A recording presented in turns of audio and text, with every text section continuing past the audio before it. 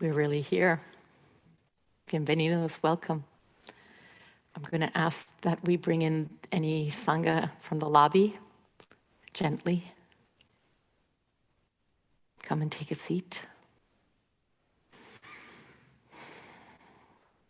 Take a deep breath with me, please.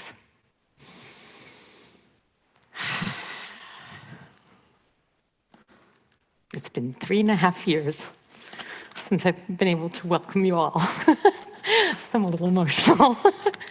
Yay! With great respect and with great kindness, it is a pleasure to welcome you to Spirit Rock, both on the land and online. We see you. Bienvenidos. There are over 150 people joining us from 11 different countries online, and they'll be sitting with us. They are coming from Canada, the Netherlands, Israel, Germany, Australia, Ireland, Germany, Argentina, France, Sweden, and Mexico. Welcome to this auspicious monastic day here at Spirit Rock. This day long is called Happiness on the Buddhist Path.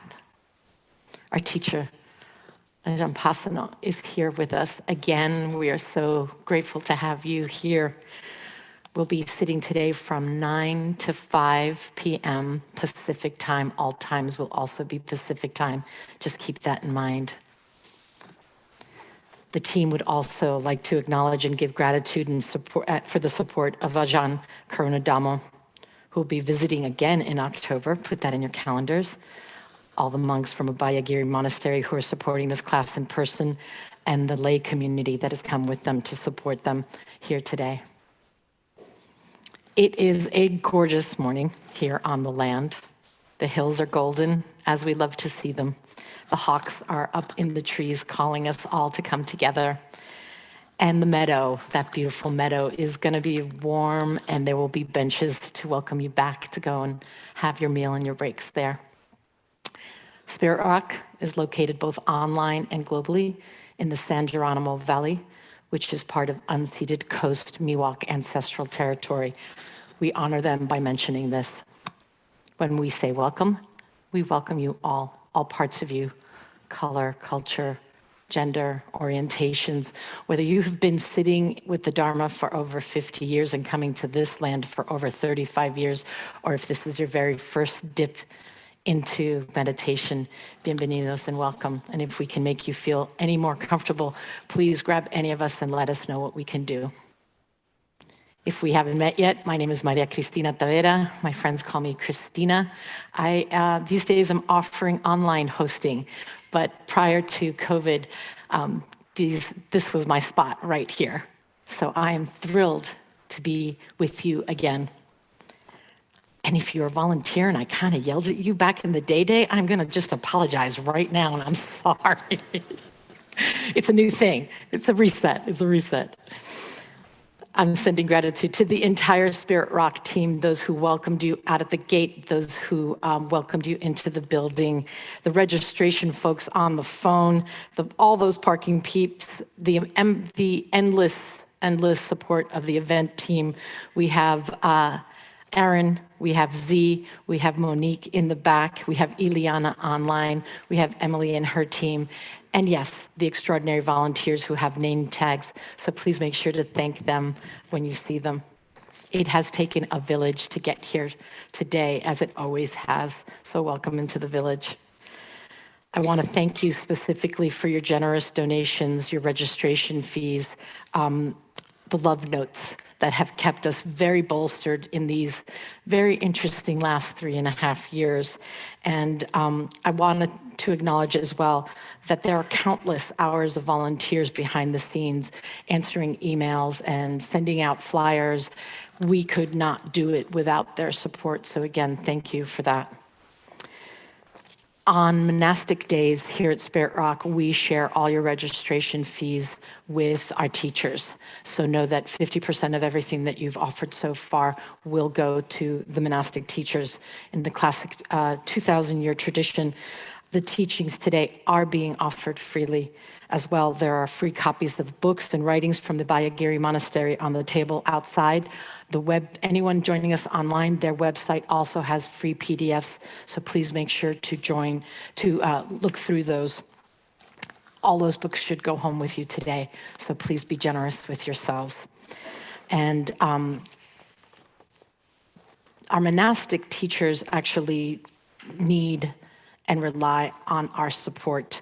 All their expenses are covered by donations and dana from the community, not just today, but always. It is part of their vows. So we encourage you today, should you feel moved, to please make an offering through their website. You will see the website links outside in the lobby, online. You will see it in chat. It's also in the participant guide that you will also get a copy electronically. No offering is too small, and every single offering is deeply appreciated. We here at Spirit Rock also rely on your donations. The registration fee only covers 50% of our expenses, so any additional donations that you would like to make will go to making more online offerings, more on land, and support our scholarship funds so that many people can come and join us. And as long as I'm going to ask you to come and volunteer. We need you back. And you all know who you are because I recognize your faces, many in this room. Please come back. Please volunteer as often as possible. There's a lot of fun happening here. As part of the offering today, Ajahn Pasanno will be responding to questions from both online and on land. The questions can be written on a piece of paper. They'll be collected in a basket. We're going to ask you to have those questions done by noon. I'm going to ask you to ask only one question. Make it very concise with no backstory. That way, many people...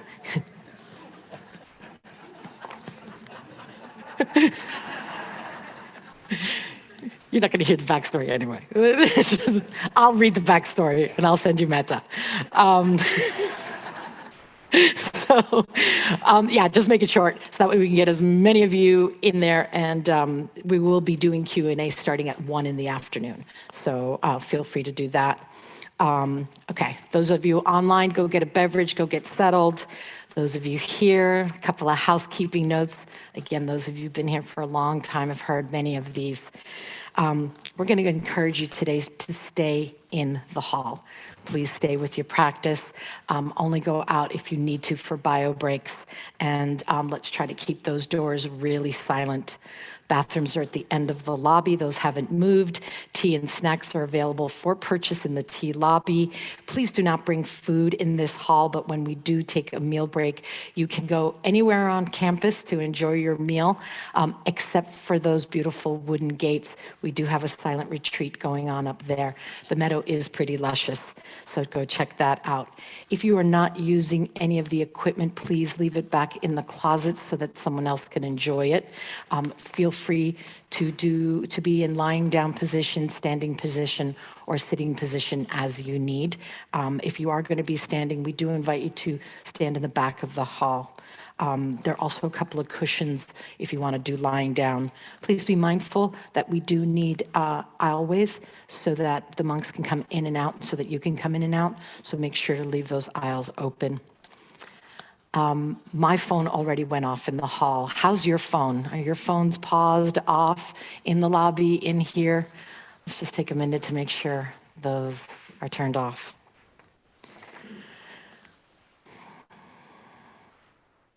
I am honored to welcome back to Spirit Rock, Ajahn Pasanno. This class filled up very quickly, and therefore I know you know who he is.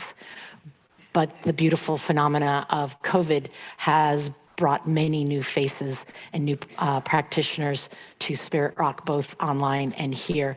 So while I'm sure many of you don't need to hear his bio, I'm going to offer it to you, the new folks. Ajahn Pasanno took ordination in Thailand in 1974 in Bangkok, and during his first year as a monk, he was taken by his teacher to meet the teacher Ajahn Chah, with whom he asked to be allowed to stay and train, spending 24 years living in Thailand. Ajahn Pasanno became a well-known and highly respected monk and Dhamma teacher. He moved to California in 1997 to share the abbotship of Abhayagiri Monastery with Ajahn Amaro. In 2010, Ajahn Amaro accepted an invitation to serve as abbot of Amaravati Buddhist Monastery in England, leaving Ajahn Pasanno to serve as sole abbot of Abhayagiri for the next 8 years. In spring of 2018, Ajahn Pasanno stepped back from the role of abbot and now serves as guiding elder for the community. Bienvenido, teacher. Gracias.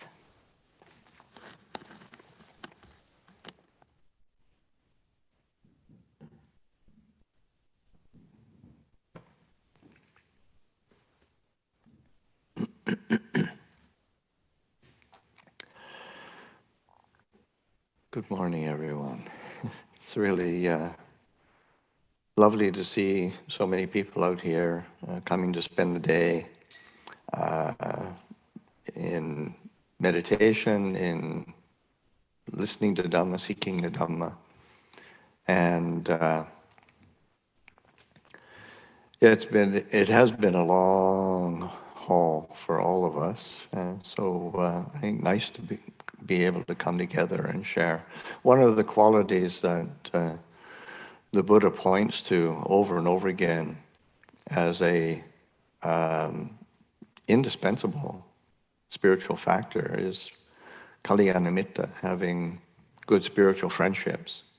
And when we come together like this, then it becomes quite tangible how supportive or how important it is to have other people around us, just not practicing in isolation or on our own, or because sometimes Buddhism can be seen as this personal quest or personal spiritual path, and I think that's a particularly Western take on it, because the Buddha never sort of emphasized that, and he never really. And in Asia, certainly the cultures that I have been exposed to, and I've spent most of my monastic training in Thailand, and that sense of community is very, very strong. Both the monastic communities living together, and particularly my teacher Ajahn Chah put a lot of emphasis on developing the community, and the connection and contact and interdependence that the monastic community has with the lay community, so that there's just a very strong symbiotic relationship, and it's a nice thing to try to bring and convey into this Wild West, so that our day-to-day is the theme was happiness. Yesterday I actually looked on the Spirit Rock website to see what I was teaching about. Well, I knew what the theme was, but I thought, well, I wonder what the actual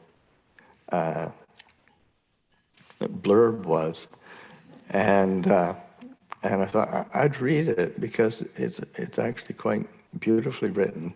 And full disclosure, I didn't write it myself. That was Ajahn Krunadhammo. The Buddha's Four Noble Truths describe the truth of suffering, dukkha, the cause, the path to transformation, and the fact that there can be a complete release from that dukkha. Though it can seem like the emphasis is on the suffering rather than the potential for release, happiness is experienced at every stage of practice. In our day together, we will contemplate the happiness of this path that is known as, quote, beautiful in the beginning, beautiful in the middle, and beautiful in the end, end quote. So I thought it's an apt description to remind ourselves of what we're doing today, and and the importance that the Buddha did place on happiness.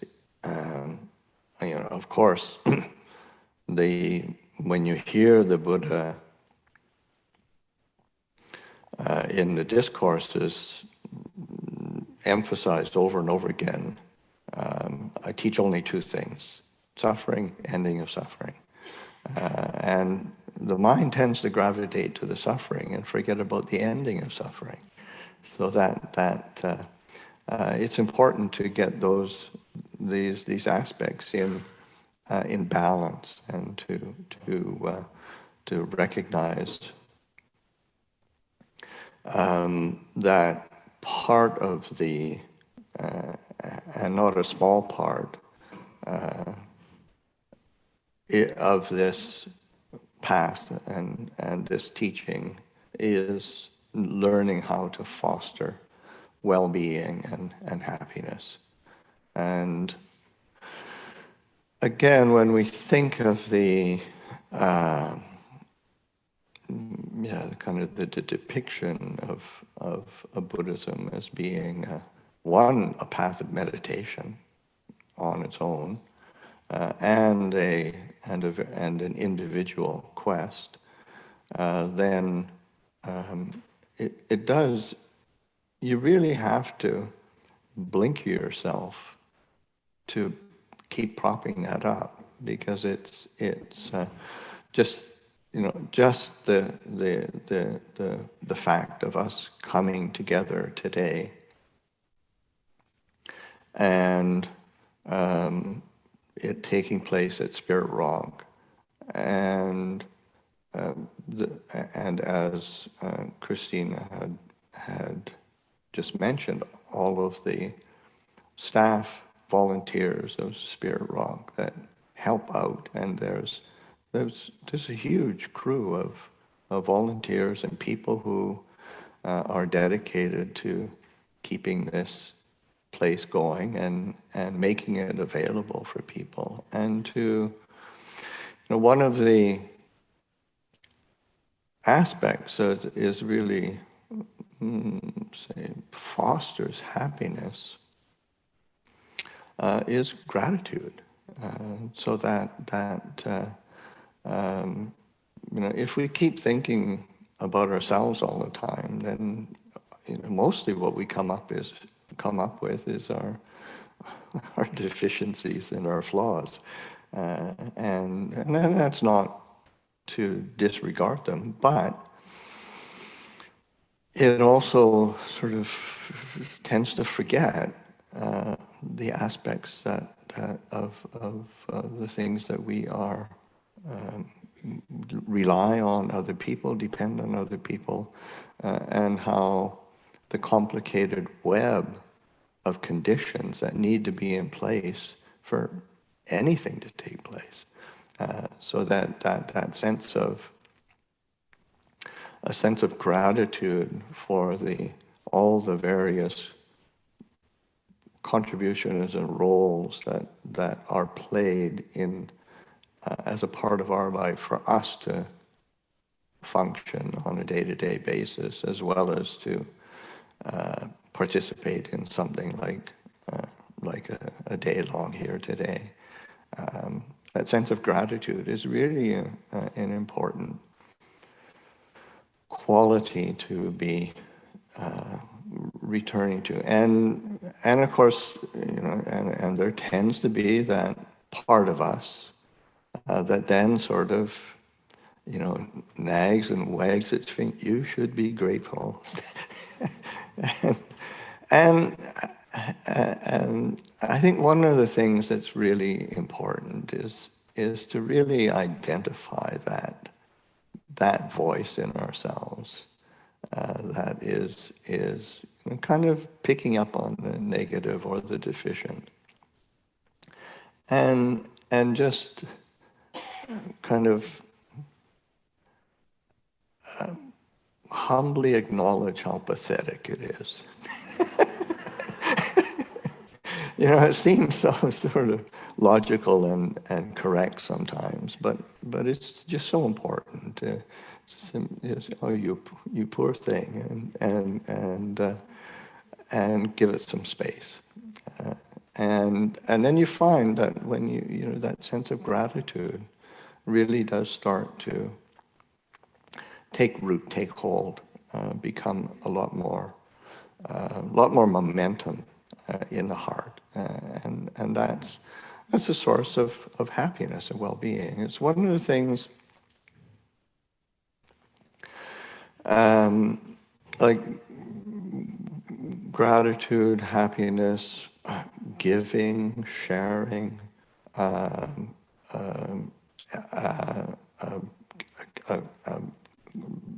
living with a real sense of kind of moral integrity and virtue. Those are incredibly wholesome qualities, and gratitude being one of them as well. These wholesome, what the Buddha calls kusala dhammas, wholesome qualities, skillful qualities, beautiful qualities, good qualities, and it's a broad term that has a real deep meaning. But also say that sense of the because it is contrasted with akusa, the unwholesome, the unskillful, kind of the unbecoming. But that there's just intrinsic to the kusala dhammas, kusala, the heart of the wholesome. Intrinsic to that is happiness and clarity. That's part of the Buddha's schema of how the mind works, how the mind functions. So that drawing close to the wholesome, to the skillful, and there's a word that is used also in the scriptural terminology, punya, and which is really difficult to translate. There's the most ordinary translation is also the lamest, merit, but it's this punya are these qualities that are based in the wholesome, in the skillful, and that are associated with generosity, with kindness, with integrity, with gratitude, with connection. And that sense of punya is something that the Buddha is very explicit, and he said, do not be afraid of punya. Punya is another word for happiness. And so that the sense of the engaging in the skillful and the wholesome, giving oneself to acts of generosity, of kind of sensitivity to the needs of others around one, it's just a really important foundation for happiness and well-being, because that is what feeds our practice, our training. You can keep up energy and practice for a little while through idealism and sheer will, but it gets really old quick. So that one really has to pay attention to where's my happiness coming from, because we are hardwired to prefer to be happy rather than to suffer. It's exactly why the Buddha used the Four Noble Truths as a term. This is really important. How do you identify the sources of suffering and freedom from suffering? Because nobody wants to suffer. I mean, nobody wants to feel discontent or dis-ease, dissatisfaction. That's just it's just a reality. I mean, nobody wakes up in the morning and sort of, well, I wonder how miserable I can make myself today. I mean, even though we do that, but that isn't a wish. That isn't what the heart is seeking. It's seeking for happiness or well-being. Of course, the problem is then that we look for happiness in things that tend to get complicated and difficult and sticky and messy, and so that this is why it's so important to really pay attention to happiness, because when we're looking for happiness, then we want to be giving ourselves the opportunity to experience the happiness of a bright heart, of a sense of what deep well-being, a sense of contentment and ease, and so that this is where that rather than looking to just the feeling, is this pleasurable or not, will you pay attention, is this wholesome and skillful or not? So it's this, we really have to give ourselves the encouragement to be exercising discernment and reflection. And because that impulse to happiness is easily hijacked by habits, conditioning, social conditioning, our own personal habits that haven't been that well developed, then and we end up in these endless series of frustrations. But one in reflecting on what is a happiness that is actually satisfying, because those are two different sort of questions, because if we just respond out of kind of reptilian brain that just goes toward the sensation of things, and then it's easy to get hijacked. And this is why this path that the Buddha laid down is a path of training. It's a path of practice. It's a path of educating oneself, and it's a path of education in a certain sense. Because in the Buddha's time, the word that he used for, say, training or practice is the same word he used for education, because that's how you learn things, was by doing it. And it wasn't just from reading a book about it. It was or looking up a YouTube video, which are great for finding out how to do stuff. But sometimes they're making yourself, well, that's not true. I mean, YouTube videos, there's so much. It's just like during this pandemic. I mean, how many people in this room, probably everybody, is connecting with Dhamma teachings and friends and family, or through the media, and so that again, it comes back to the skillful, the wholesome, learning how to discern what's actually going to produce the results that I am seeking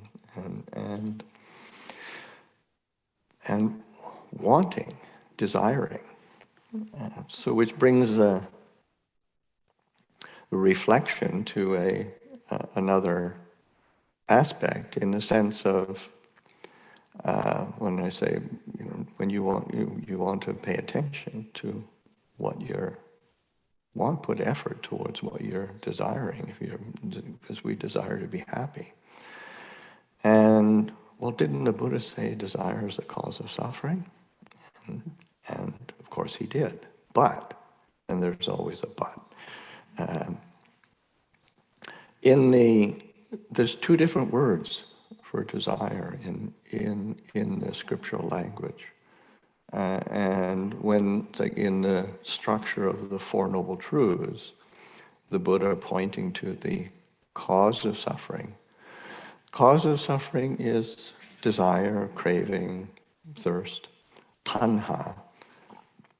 And tanha is defined as, say, desire that is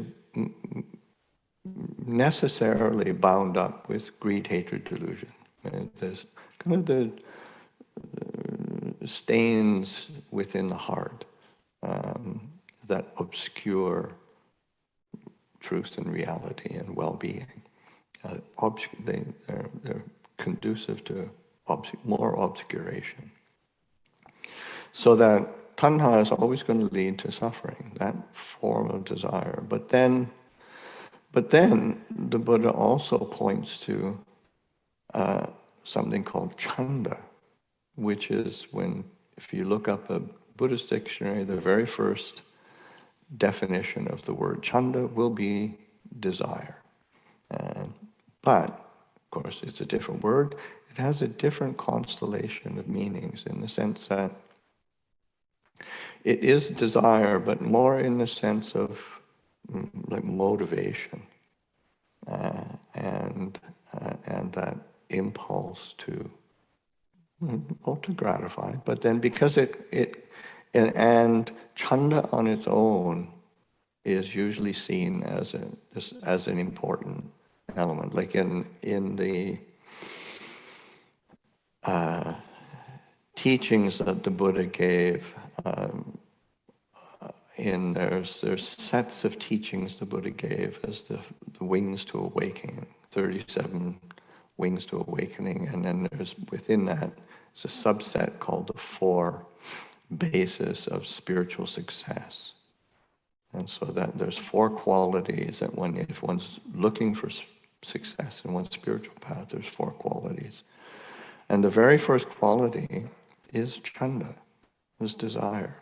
One needs desire to be free, desire to be happy, desire to do the skillful. So that is much more around a sense of motivation. And then that chanda can be negatively couched. If you think of the teachings that the Buddha gave on the 5 hindrances in meditation, the very first hindrance is sensual desire, kama chanda. So it's qualified in a negative way. But then, say the desire for the wholesome, the good, is kusala chanda, or the desire for truth, desire for the dhamma chanda. So that when we're motivated by that desire for truth, desire for dhamma, desire for the wholesome, the skillful, that has very positive, wholesome results. It has a beneficial result that fostering of desire. How do we motivate ourselves? And of course, just as I began this sort of reflection, one of the just figuring out motivations for that do uplift the heart and lay a foundation of well-being. Motivation, again, gratitude, and that sense of when one realizes that we're in this human condition together, and we share so much in this human condition, and we don't have any major. We don't really have very many major differences. So it's like the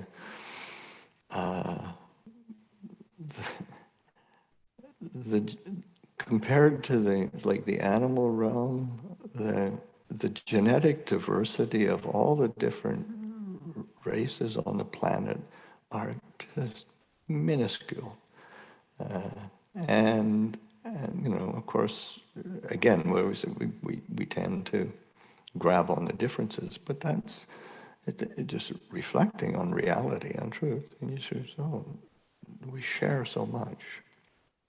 And paying attention to what we share. And the Buddha, when he points to the things we share birth, aging, sickness, death. That's a huge thing to share, and we're all in the same boat, and it's it is a source of a source of difficulty.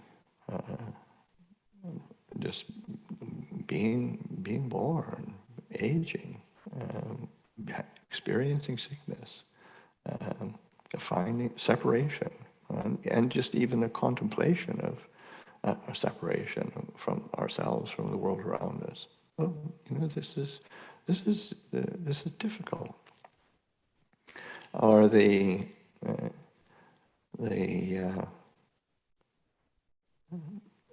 I think I can,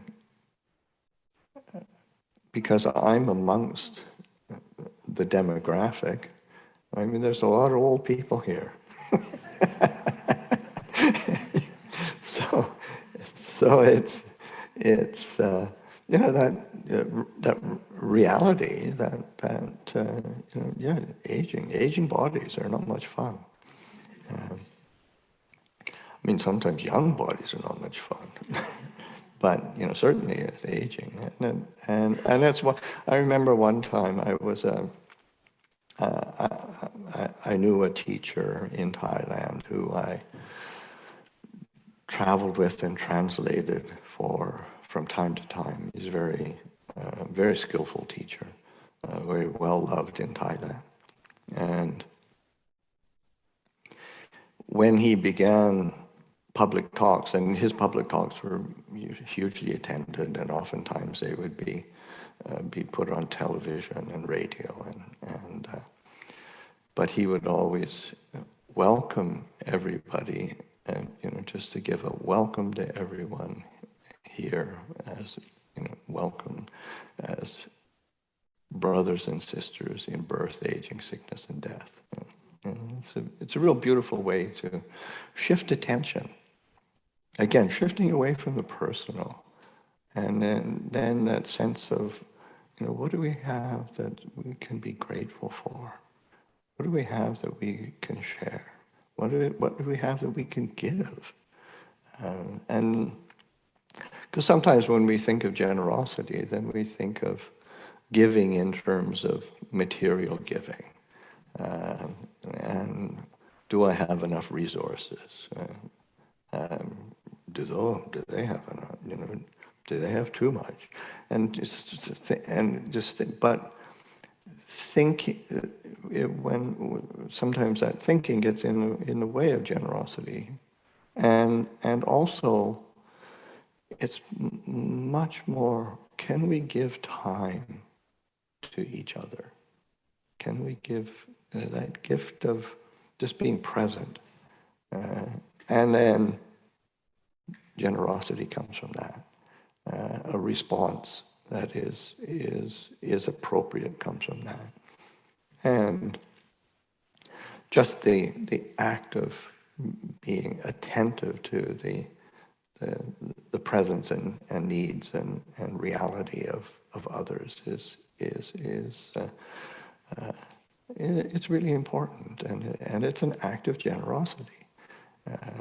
So that giving of time, giving of attention, so that because it does open up space away from the me, kind of the I, me, mine program that it gets very old. So this sense of paying attention to happiness,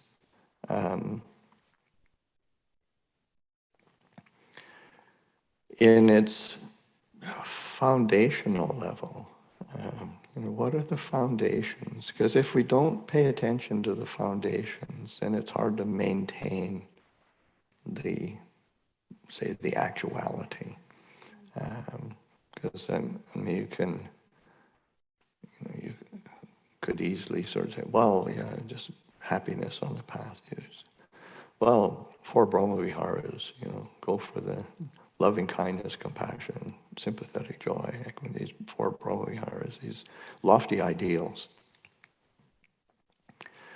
which is true, but how do you get there?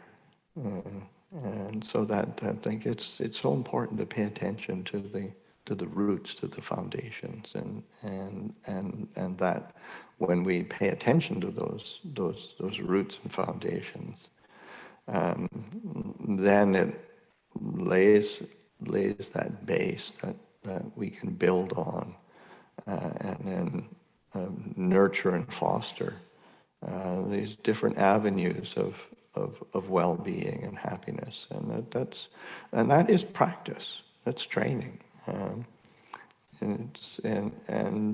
it can be and should be incorporated into the sitting meditation in that sense, and because learning how to think, use the thought process skillfully is a great source of happiness. Because if we conceive of, say, all thinking as just an obstruction or something that's not peaceful, my mind's not peaceful because I'm thinking, and you think, I've got to get rid of my thinking. And because I hear it so many times of people, I can't meditate. I just think so much. Well, so does the Buddha thought. You think, he had to have thought. It's like you think of all of those stacks of the scriptures that are there. That comes out of really well-conceived thought processes. And so that learning how to think so that it's of benefit and is supporting the wholesome, the skillful, it's really it's a really important aspect of training. That sense of, it isn't until really refined stages of meditation that the thought processes drop away, and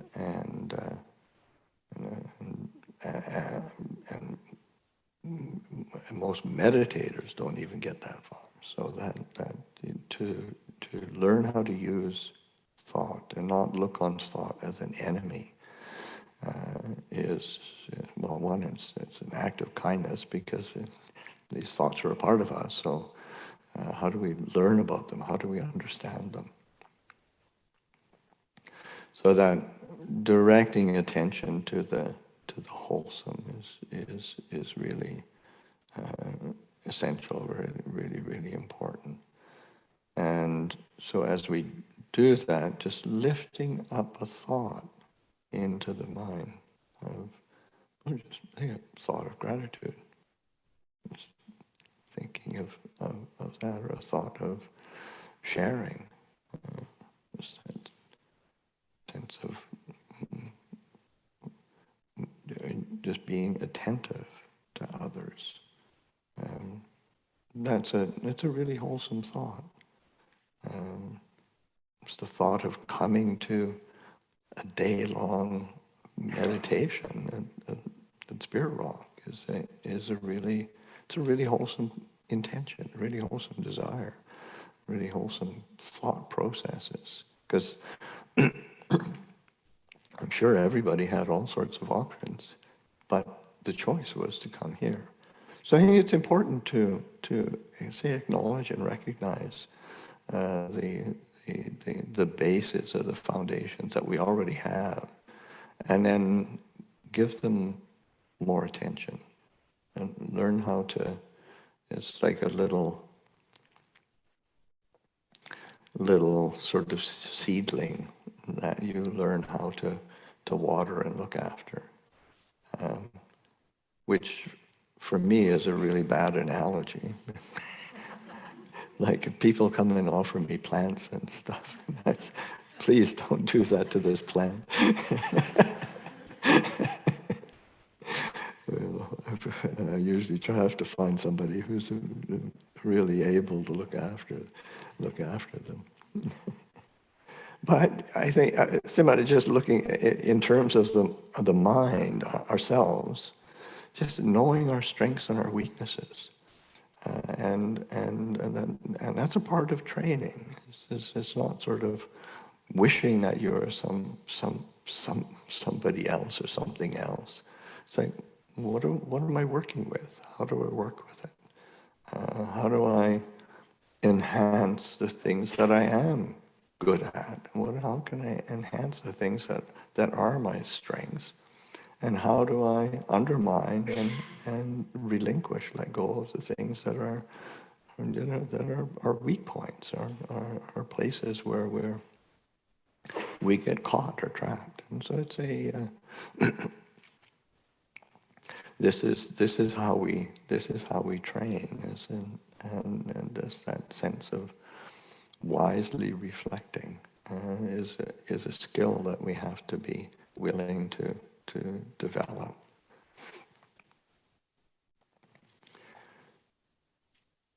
So we have been sitting here in this hall for some people for over an hour, and it's almost an hour. And I don't want to ramble on too long, and I think it's important that we have the time to internalize some of these reflections, and what I would like to do is to encourage people to go out and do just changing posture, going out and doing some walking meditation, and then we'll come back in about a half an hour and do a period of sitting meditation. And as we, one is just getting used to the fact, say particularly for myself as a tradition in Thailand, the forest tradition, walking meditation, sitting meditation are the foundations. It's not just sitting meditation. The walking plays a big role, and walking meditation is an important way to, of course, to move and feel comfortable, but to ease the aches and pains of just sitting for a long period of time. So physically, there's a certain well-being and happiness, but mentally, it's also learning how to connect with the body. The meditation is not just mental exercise. It's a training of our body, speech, and mind, the whole package. Because when we say speech, oftentimes we think of as the who we're communicating with or who we're talking with. But in the, in the Buddha's construct of, say, body, speech, and mind, speech is also our thought processes. We're talking to ourselves.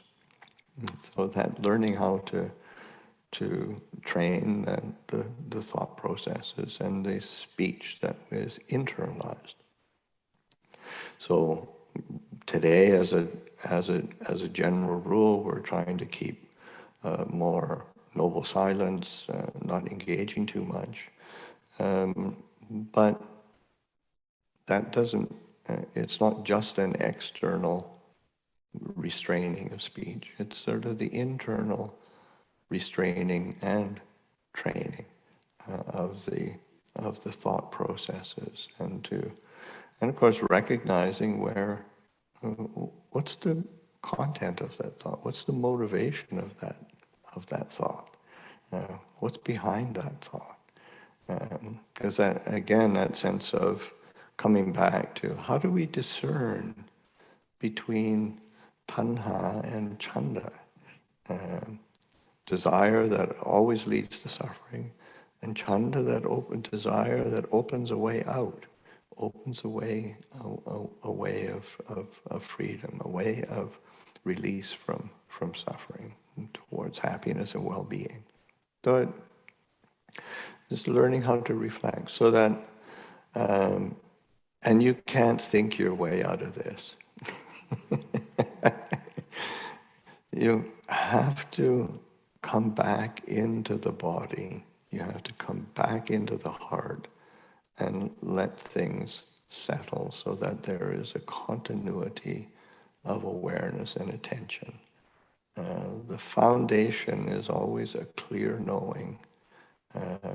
That gets pulled around and gets dragged around.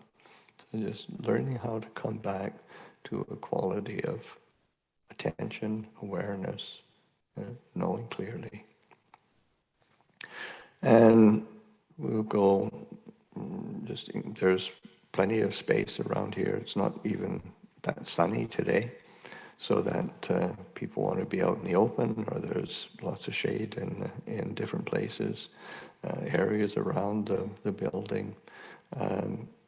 Just finding a spot can be 15, 20 paces, and just walking back and forth, or going for a little walk somewhere, but coming back into the body and relaxing your shoulders. When you're sitting, it's really important, but we set tasks for ourselves and we hunch ourselves up, or it's like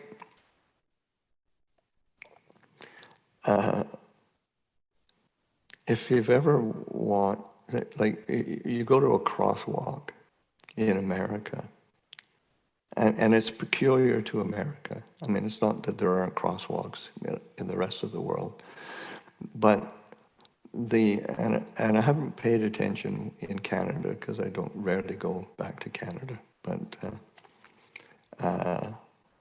here in America, it's really noticeable when that green little walking man goes on. His head's out there and he's going.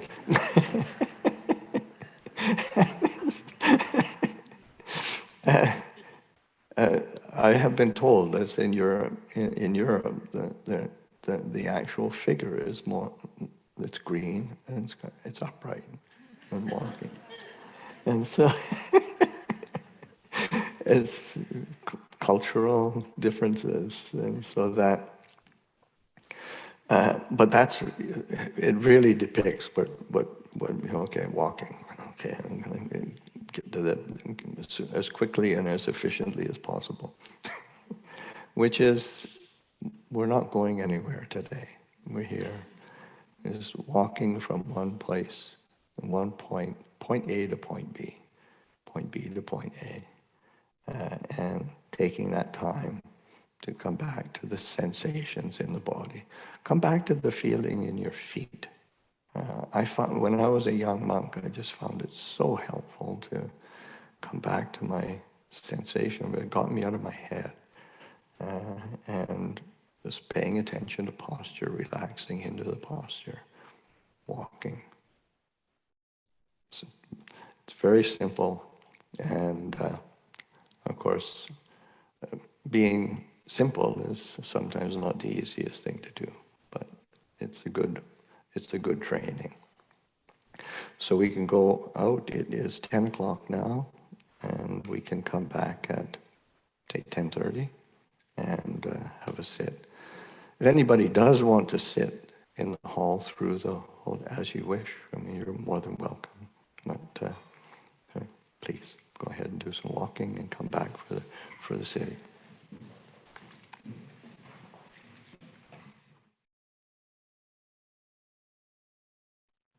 Okay, as we settle back into the meditation hall, just also try to settle into your body. We'll have a period of sitting meditation, so just sitting quietly, keeping an upright posture. So whether one is sitting on the floor, sitting in a chair, it's important to inhabit the body so that we are present, upright. There's an alertness that comes from having a nice balanced posture.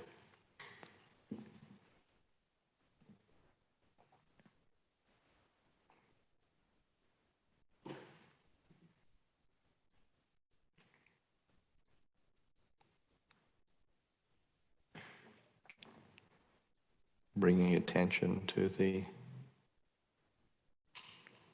sensation, the rhythm of the breath.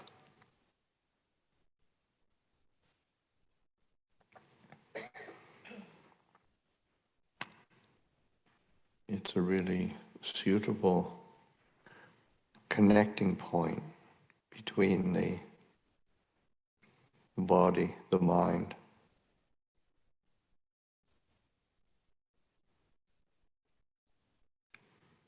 So that allowing the breathing to be relaxed, but not forced.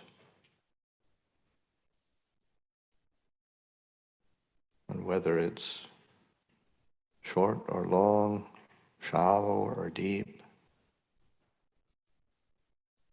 just to be with the knowing.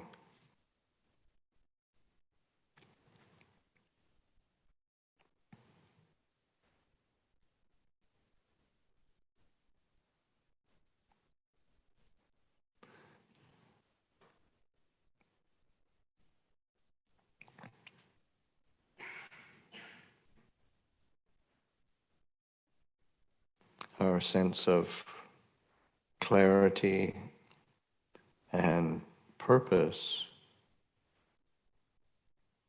and well-being come from a continuity of knowing, continuity of attention. And that's something that we can't force, we can't will into existence, but we can be alert, we can be present. And that's a tremendous gift to ourselves. And of course, the mind is going to wander. There's going to be various other thoughts, impressions.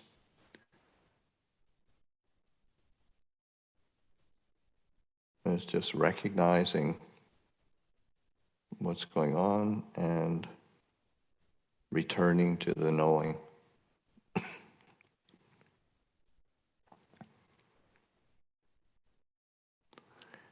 It's actually always there. And the problem is we forget. And that is really, that's one of the definitions of mindfulness, is recollection, remembering. Being mindful is just remembering to be present, remembering to be alert, remembering to be aware.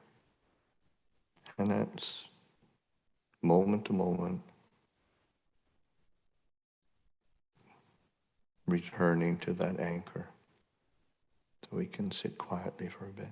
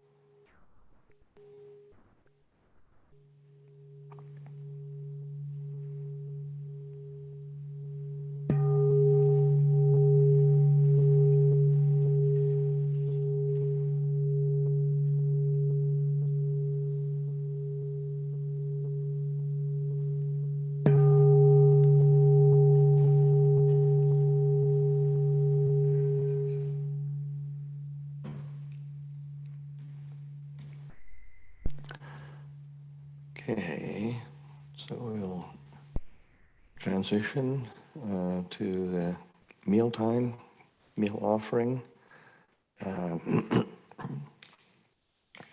That's still, say, with the changing protocols of Spirit Rock, it's still something that it's a little bit different from what it was before. So today the Spirit Rock kitchen is offering the Abhayagiri community their meal. All the monastics and lay people who came down from the monastery. But then, of course, there are also those kind and generous people who came and brought some food to offer. So we will also receive some of that, and we will give a meal blessing just outside here where that food is. If anybody wishes to be part of that meal blessing, they're more than welcome. If you want to go ahead and proceed to wherever you've stashed your food, or we'll be going to get your food,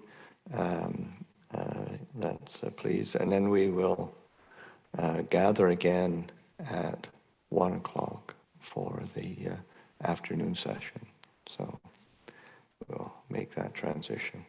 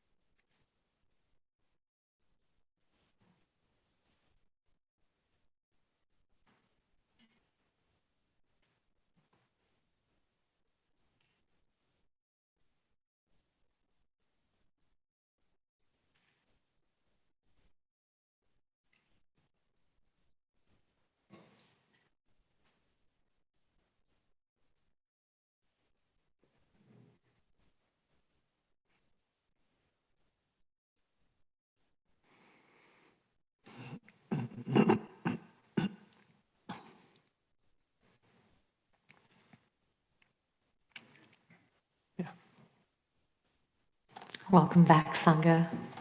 Welcome back to all of our online Sangha who are all over the world. I hope you had a lovely opportunity to walk through the land and speak with each other face to face and sit in inquiry. It was a very rich morning.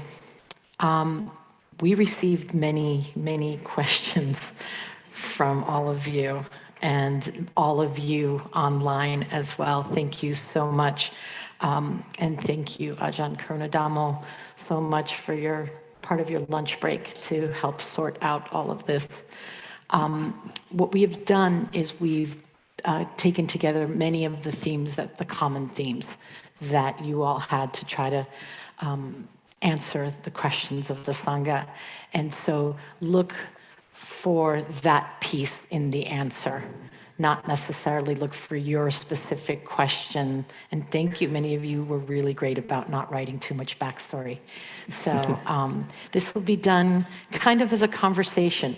So if I have the ability to insert a part of your question into what's being responded to, I will.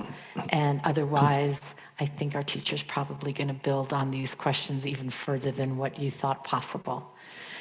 I personally love the beginner mind questions because it reminds me to come back and really question what I thought was a foundation and maybe shift it a little. So the very first question I'm going to ask, is misery the absence of happiness?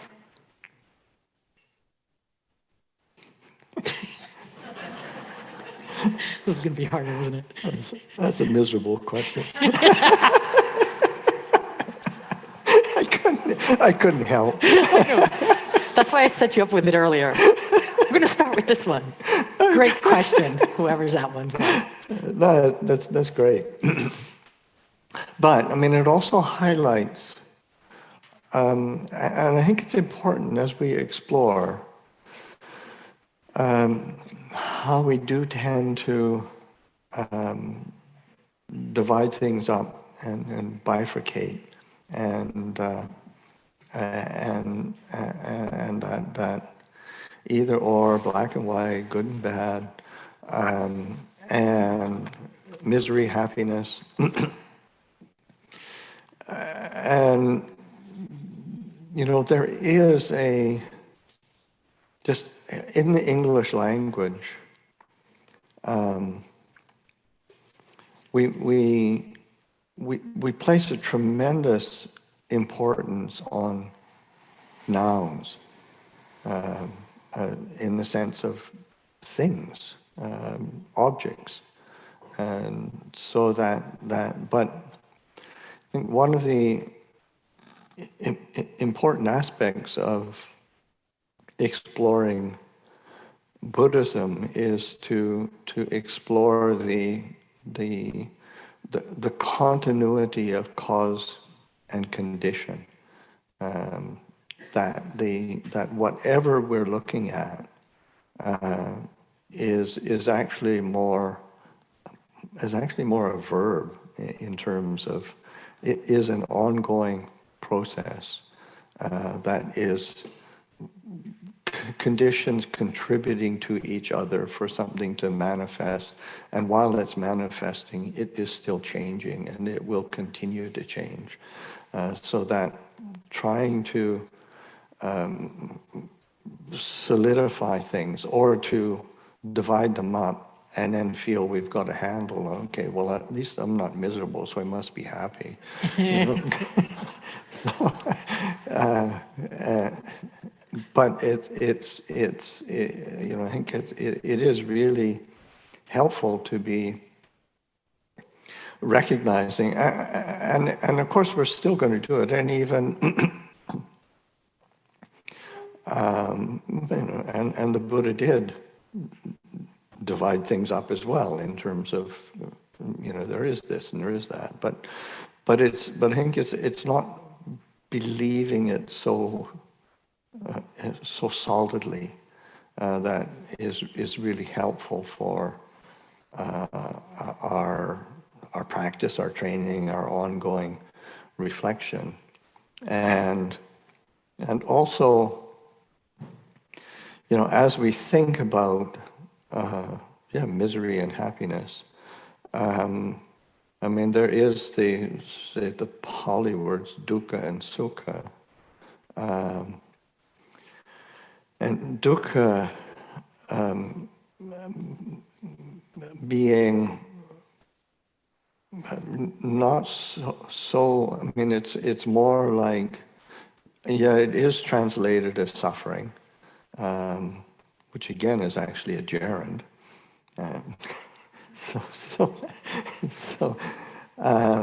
Which is again this sense of the active quality of is because we're doing it. It's not necessarily a thing that's come to benite us, but that we're very much involved in that process of creating suffering. But also that when the Buddha talks of dukkha, it has a spectrum of emotional tone from suffering to misery to discontent, dissatisfaction, dis-ease. So that lack of ease, or that feeling of the feeling of lack, discomfort that we all experience in different ways. So that and then of course its opposite is going to be a spectrum. Also, the word sukha is a spectrum, and it is sometimes with language. It's helpful to, and those people who've heard me speak for a long time will know that sometimes I refer to this image that I'll give for dukkha, because dukkha was a pre-Buddhist word. Some of the words the Buddha actually coined himself, and say like the word khandha. He used it in a that refers to the five aggregates of being. He coined that or used that in his own peculiar way. But the word dukkha was a word in the Northern Indian language that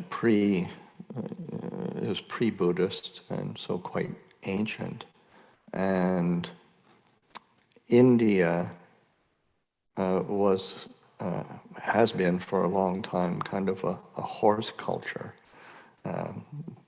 in the sense of horses, chariots, wagons, and ka is actually where the axle goes into the wheel. And that is what's called ka. And do is sort of not good, not helpful, not pleasant, not comfortable. So dukkha is suffering. And so that the wheel doesn't move smoothly, it doesn't move comfortably, it doesn't roll along in an easeful way. It's dukkha. And when I read that years ago, it reminded me of my growing up. And for most people here, the image is only an imaginary one. But where I grew up, in the wintertime, I grew up in northern Canada, about 600 miles north of North Dakota. And so we know about cold winters there. So when you park your car, you put your block heater in and you keep the oil and keep the engine and battery warm enough so that you can start it in the morning. But then there's some mornings when you wake up and it's sort of minus 35, minus 40, minus 45. And engine starts fine, but the wheels, the air in the tires has kind of shrunk. And then the tires have frozen. So the bottom of the tires are kind of flat and the rest is round. So then you start the engine and you start going and go, kukum, kukum, kukum. That's dukkha. The wheel is not moving smoothly. So that sense of recognizing dukkha is kind of a process in the same way that happiness is a process. So misery being an absence of happiness, is a partial truth, but I think it's helpful to expand the perspective and be reflecting on these quite key terms of our human experience in ways that is trying to allow that sense of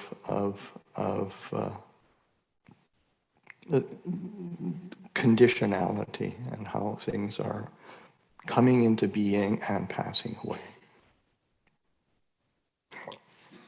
Thank you. That's a long answer to a simple question. Let's keep it that way. That's good. Many, many questions. Sorry, folks, I'm just going to stay down here. I think it's better. Many questions around skillful means, around challenges and feelings and change and even the environment. One of the most beautiful questions asked that was so simple, what is it meant by skillful? What does that really mean? That's another Buddhist jargon term. But it's really helpful to realize that sometimes we do, and it's so familiar to, say, us as monks or teachers, and in reality, for most people, it doesn't mean very much. So it ends up being kind of Buddhist jargon. But it is a really important. It's a pointer to something that is really important, and the word skillful, unskillful is referring to, and I mentioned it's important, to the Pali word is kusala, and its opposite is akusala, so the unskillful. And there's a variety of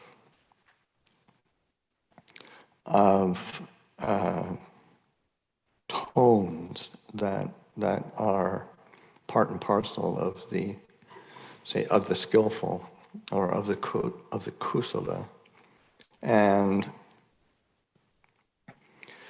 its opposite, akusala, the unskillful, unwholesome. And I think one is so that on a emotional tone, there is the result of the skillful, so the skillful action or skillful mental states, kusala citta, is that there is happiness, there is well-being, there is ease. That is the emotional tone. And a sense of well-being is a part and parcel of the skillful. On a say cognitive function level, then there is clarity. There's a clarity. There's a stillness of the mind is more clear. It's more peaceful, more spacious, a sense of a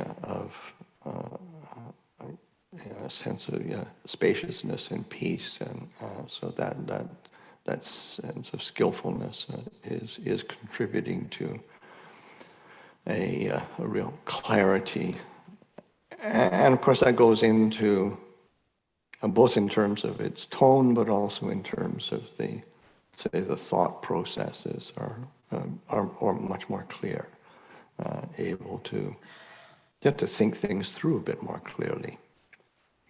When one applies that to thinking, then there is a clarity of thought process that is part of the skillful, the kusala, and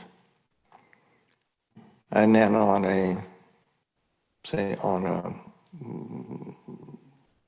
conditioning level, a karmic level, the karma that is created of the skillful, is that it leads to to more skillful. It leads to more well-being. It leads to more ease.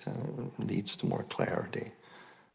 So that done in terms of as we're seeding this karmic process and in terms of body, speech, and mind, actions of body, speech, and mind, and we're creating the momentum within our stream of being, that which is leading to more well-being, leading to more ease, leading to more peace. So that just that word, skillful and unskillful, it's really helpful to recognize the tone that the Buddha, or the kind of the structure, construct that the Buddha is trying to get across when he's using kusala and akusala, because it's part of a process, as opposed to black and white, discrete mental states. Oh, you did a skillful. Oh, you did an unskillful. It's more. No, you keep this process is you learn from that. You cultivate what is leading to more well-being, because it feels good. It just is quite natural. You're motivated to relinquish the unskillful, the unwholesome, because it just doesn't feel so good. So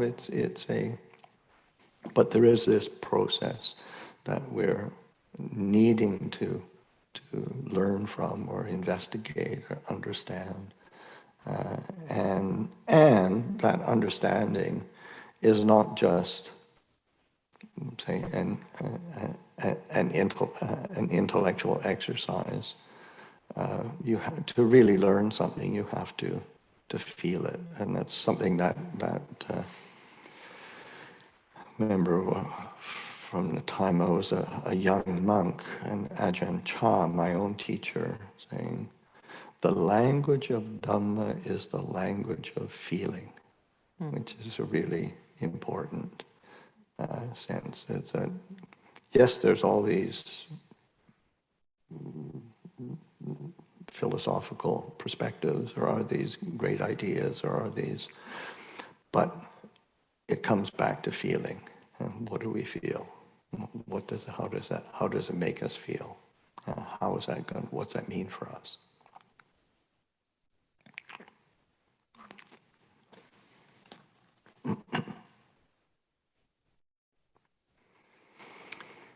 During times of immense joy and happiness, I find that joy and happiness itself can trigger worry, fear, desire to control.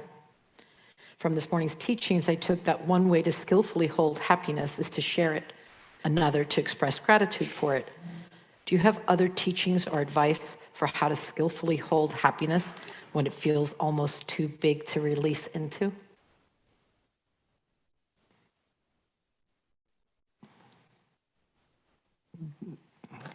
Well, not to take it too personally.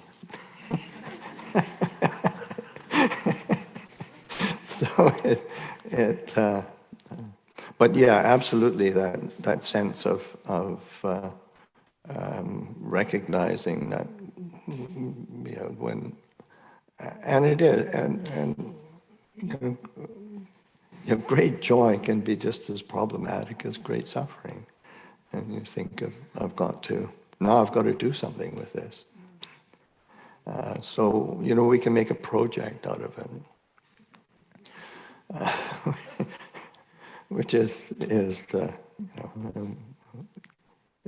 that's an old story. But I think, certainly that sense of turning to gratitude, turning to process, turning to others, so that when we are feeling a sense of well-being, one is reflecting on where it all came from, because it's when you start investigating it, it's just this multitude of causes and conditions that certainly didn't directly involve us. But then also that wish to share, that wish to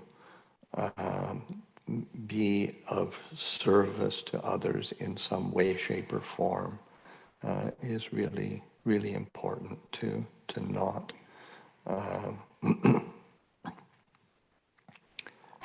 not to get so wrapped up that we forget that we're actually not alone in this human condition, and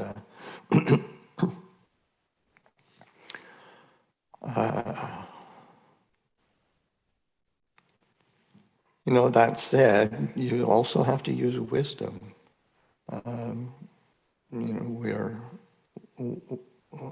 in terms of when we do have, because sometimes we can experience joy or exhilaration, and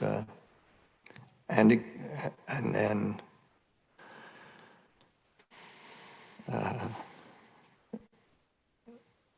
become a Buddhist zealot, which is just really doing it for the benefit of all sentient beings and just making yourself a pain in the butt. So it's really it always needs to be reflected on and balanced, and I think that when one pays attention to, really does pay attention to others, that does help to temper, because when we get swept up in our own feelings, whether it's either our suffering or our happiness, when we get swept up in our own stories, then we carry it out and afflict others, and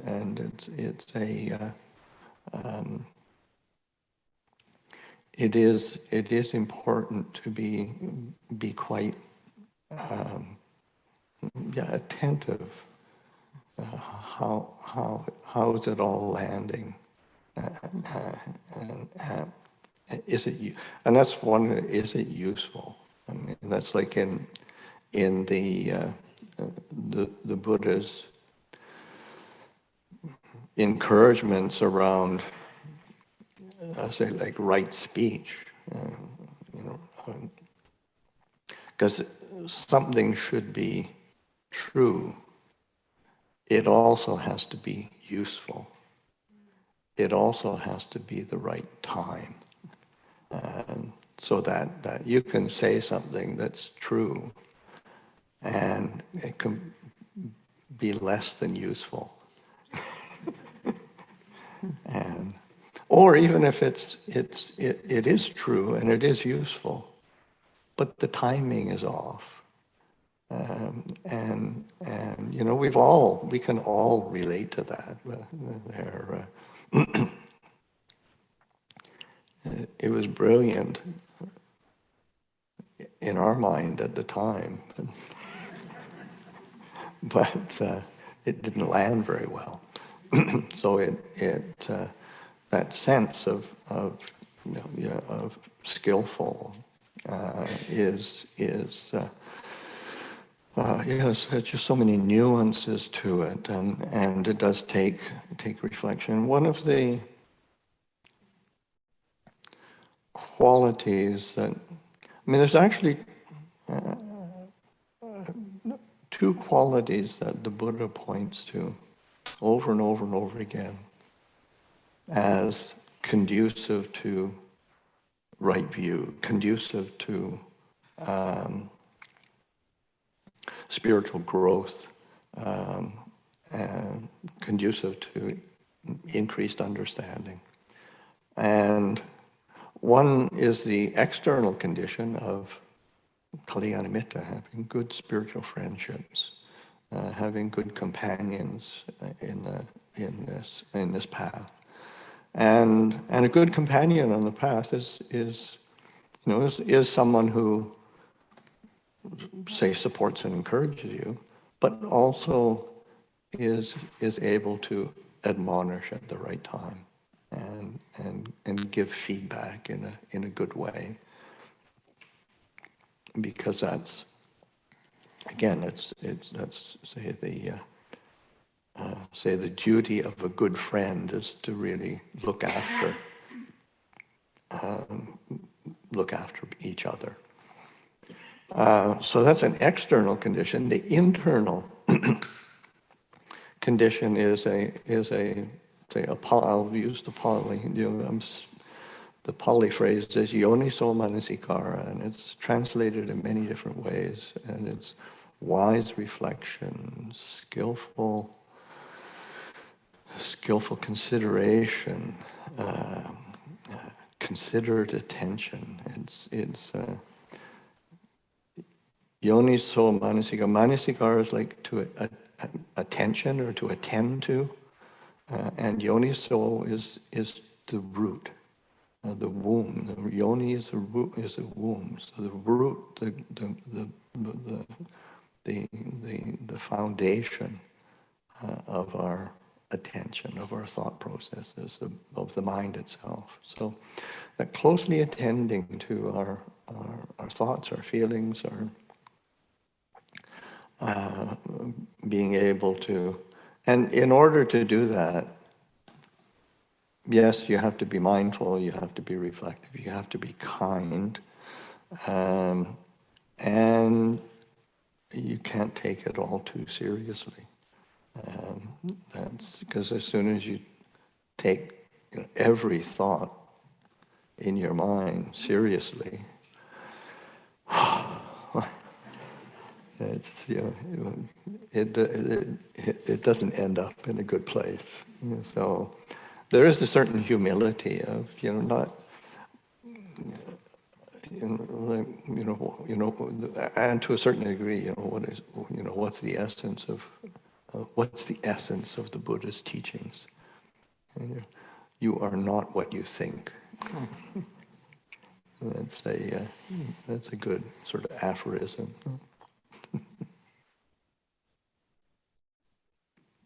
Am I what I feel? We have a lot of feelings as humans, and there are a lot more feelings that have come up since COVID. There's a lot of depression, hard feelings, regret, death, end of relation, end of income, end of status. A lot of us want to know how to work with this or even change these really hard emotional states. Well, I think one is to acknowledge that it is difficult, and because sometimes we kind of feel that sort of like it's fine, everything's fine. No, this is difficult. This is not easy, and to not try to sugarcoat things too much. And again, when I say something, it also you don't want to take it in an absolute sense. But but it is important to acknowledge that this is difficult, has been difficult, and that those are real feelings that we need to work with, and how to do that, so that and again that sometimes when there is, and I think particularly during COVID, the sense of isolation could have been quite overwhelming, and so that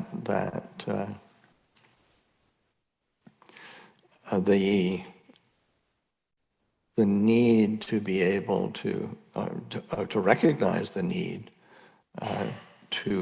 for human connection, is really important. And of course, it is important that we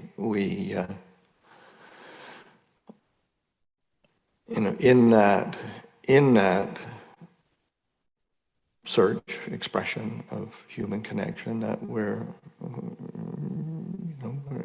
sensitive to the needs of others as well, so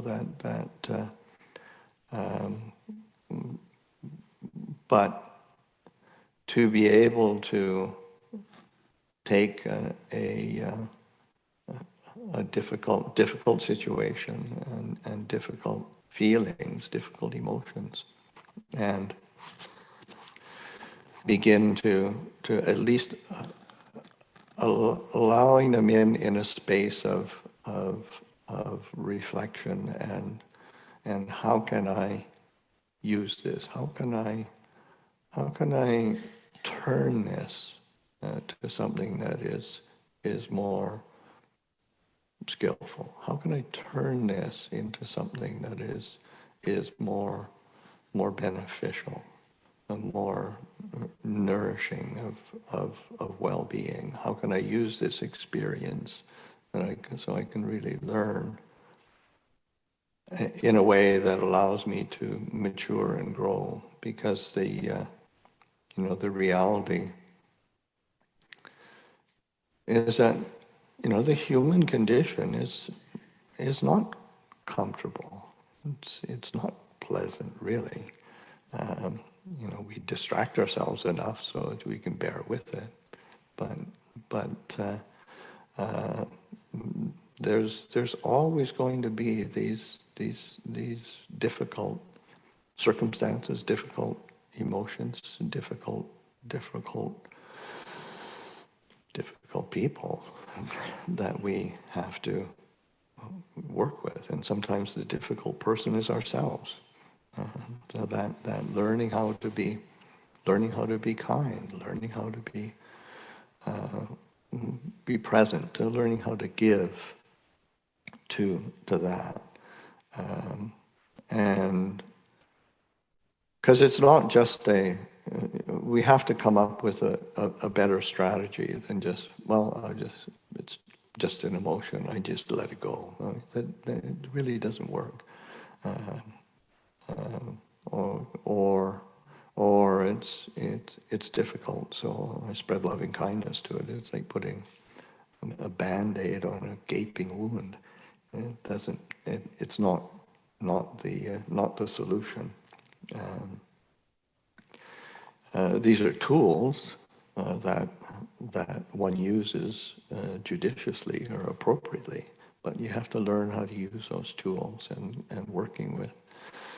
And again, I think come back that sense of, this is difficult. It's there is a certain reality, like when I lived with Ajahn Chah, sometimes he would really make things difficult for us. And it was very conscious, and he took a certain glee in that. And it wasn't mean, and it wasn't, but it was always trying to hold up a mirror and saying, as difficult as it feels, where is your refuge? What are you trying to find as a refuge, as a solution? And so that, because it's always pointing back to the heart. And when we can do that, along with being attentive and alert to the conditions around us and the people around us, then we've got an opportunity to find a place of stillness within the various difficulties that are part and parcel of the human condition.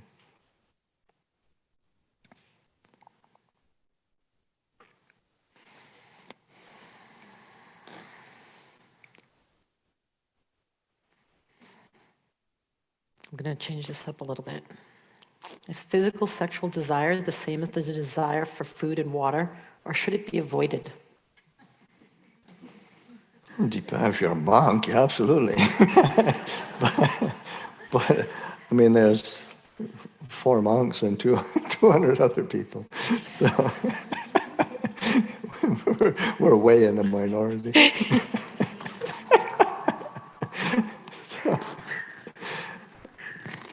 now, I mean, it's a basic urge.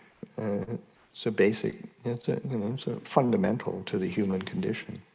And part of say monastic training is trying to channel that in different ways, and because we do look at the different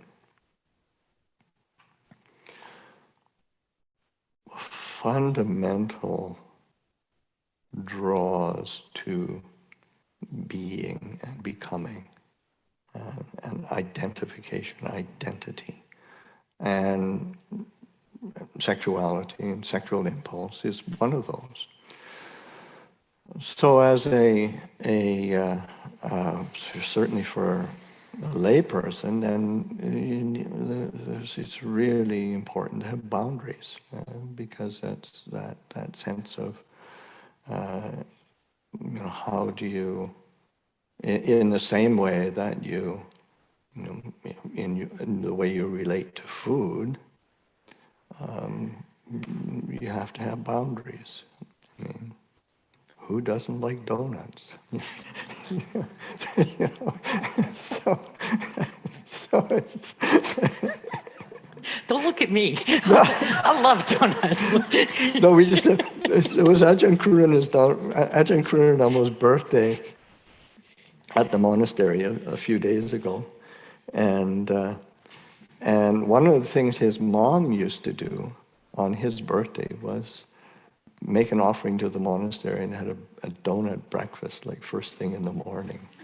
So it was a real treat. And of course, his mom passed away about 6-7 years ago, and so it hasn't happened. Then some astute layperson who was sitting here heard that and then arranged for a donut breakfast. So donuts are fresh in my mind.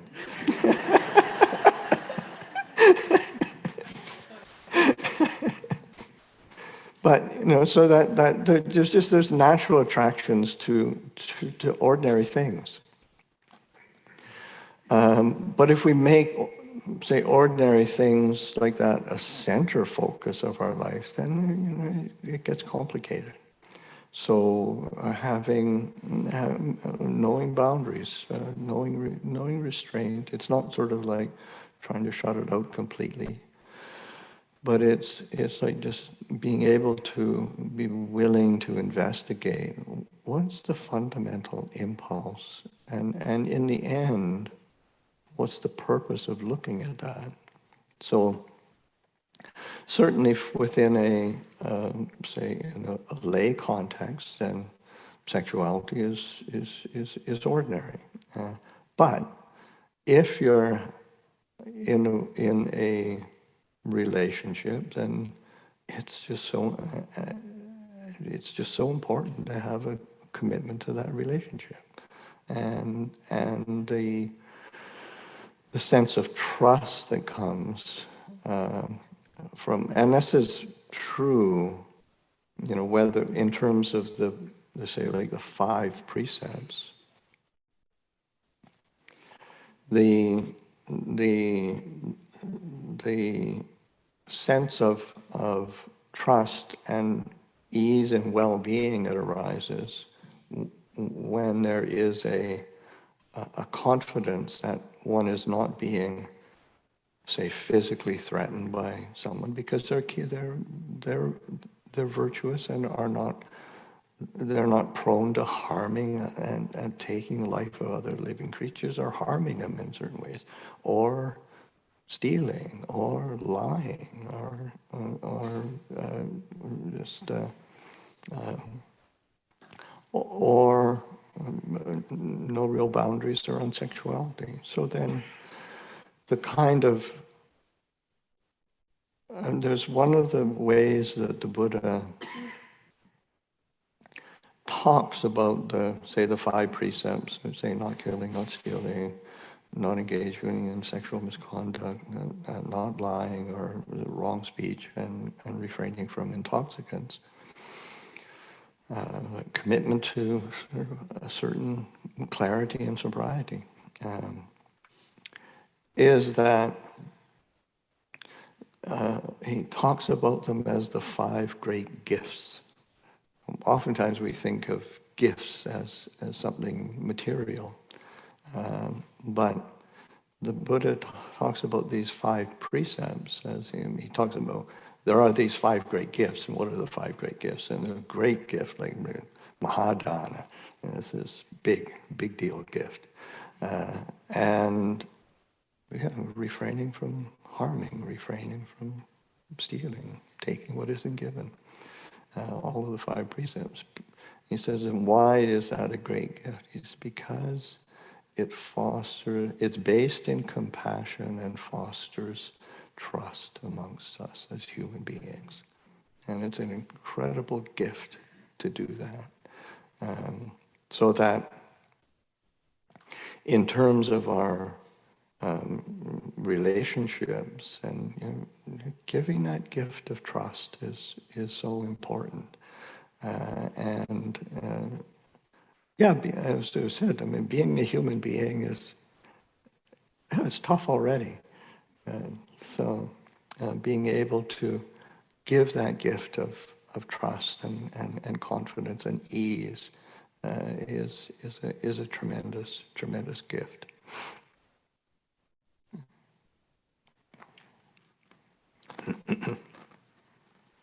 Going into some practical questions because we have about 12 minutes left. We do silent walking here at Spirit Rock, and you see people going in all different speeds. Is there a right speed to silent walking? Of course, mine.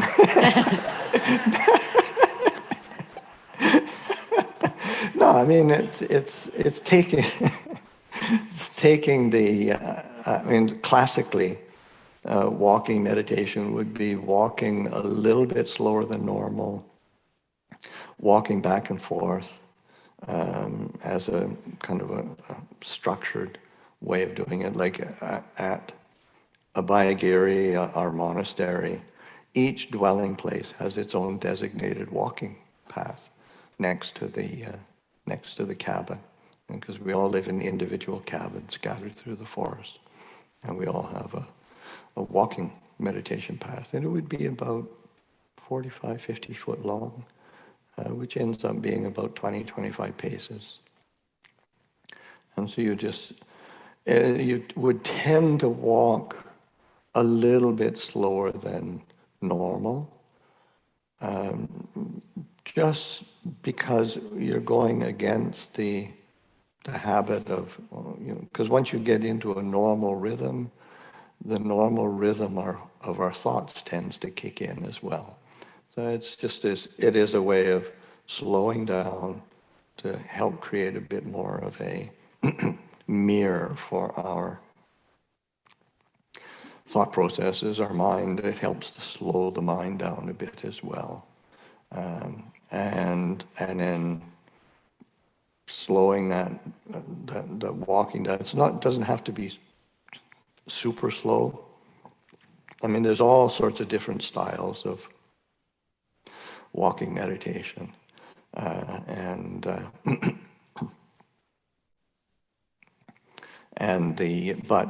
that in general, just slowing it down a little bit is helpful for. It does slow the kind of the rhythm of the body, so that we can tune into the physical presence a bit more, come back down to something a bit more basic, because usually our minds are just so quick to be and shooting off in all sorts of different directions. So slowing down. But with that said,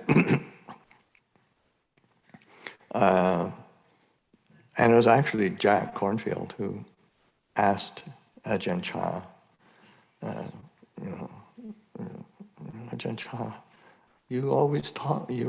whenever you teach about walking meditation, you always teach the monks to walk slowly, but whenever you walk meditation, you walk really fast. and Ajahn Chah was sort of said, well, it's a personal preference.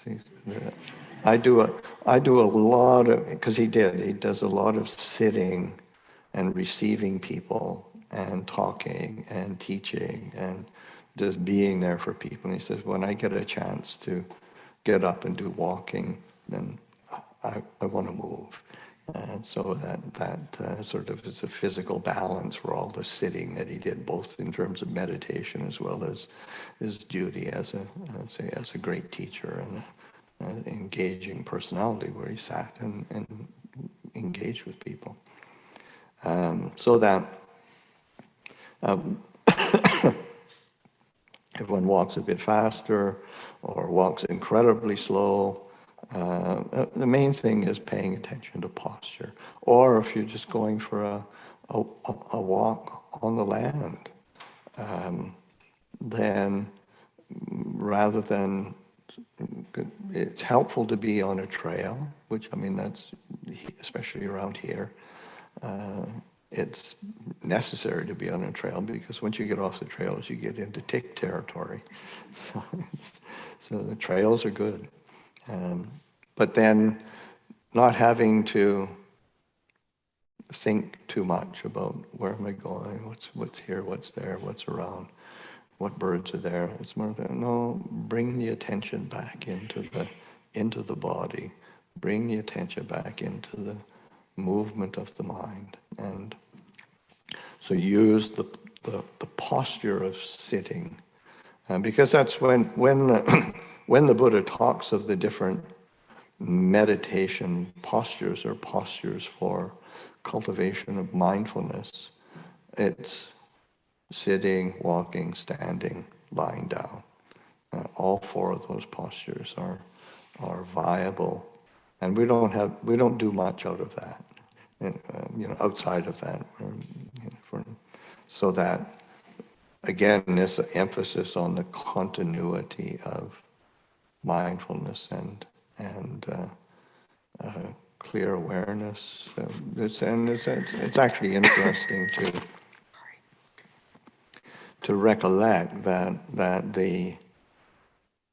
when the when the Buddha talks about mindfulness,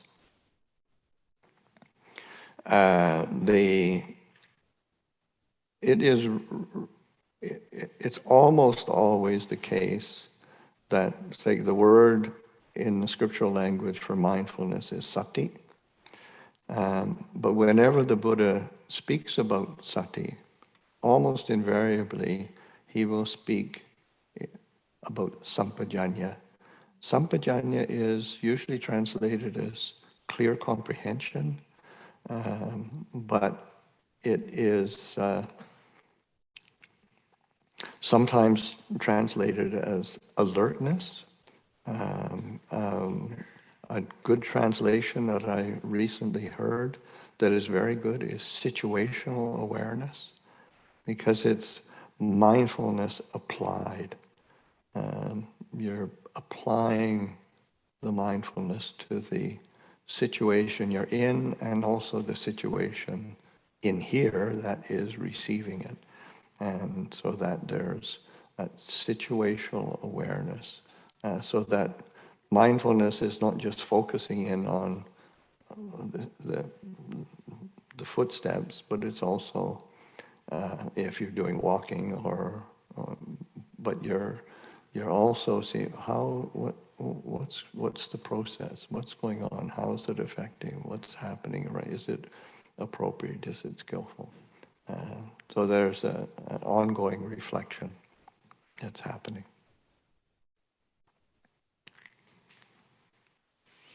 We have about 4 or 5 minutes. Do you want another question? Should we end there? What would you like to do? Yeah, we can do another question. I'm sure you've got them. I do. I'm going to flip the switch a little again. I think this last question, certainly Ajahn Karunadamo and I talked about it being something perhaps that the Sangha would like answered. How to turn grief of the planet and humankind into creative action. Yeah, that is, well, one, I mean, there's many ways of looking at it. And in really big picture, the planet would be fine without human beings. Which is that's not where the grief is. The grief is in us, and the recognition that there is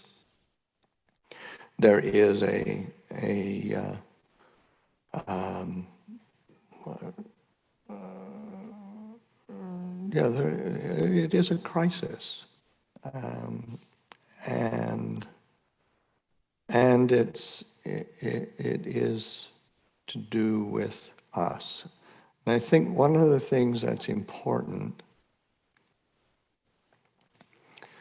is that we find ways that we can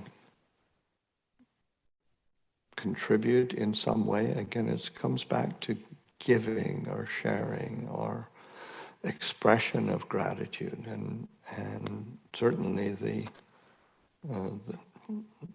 there is every single reason to be grateful for this planet. There's, in terms of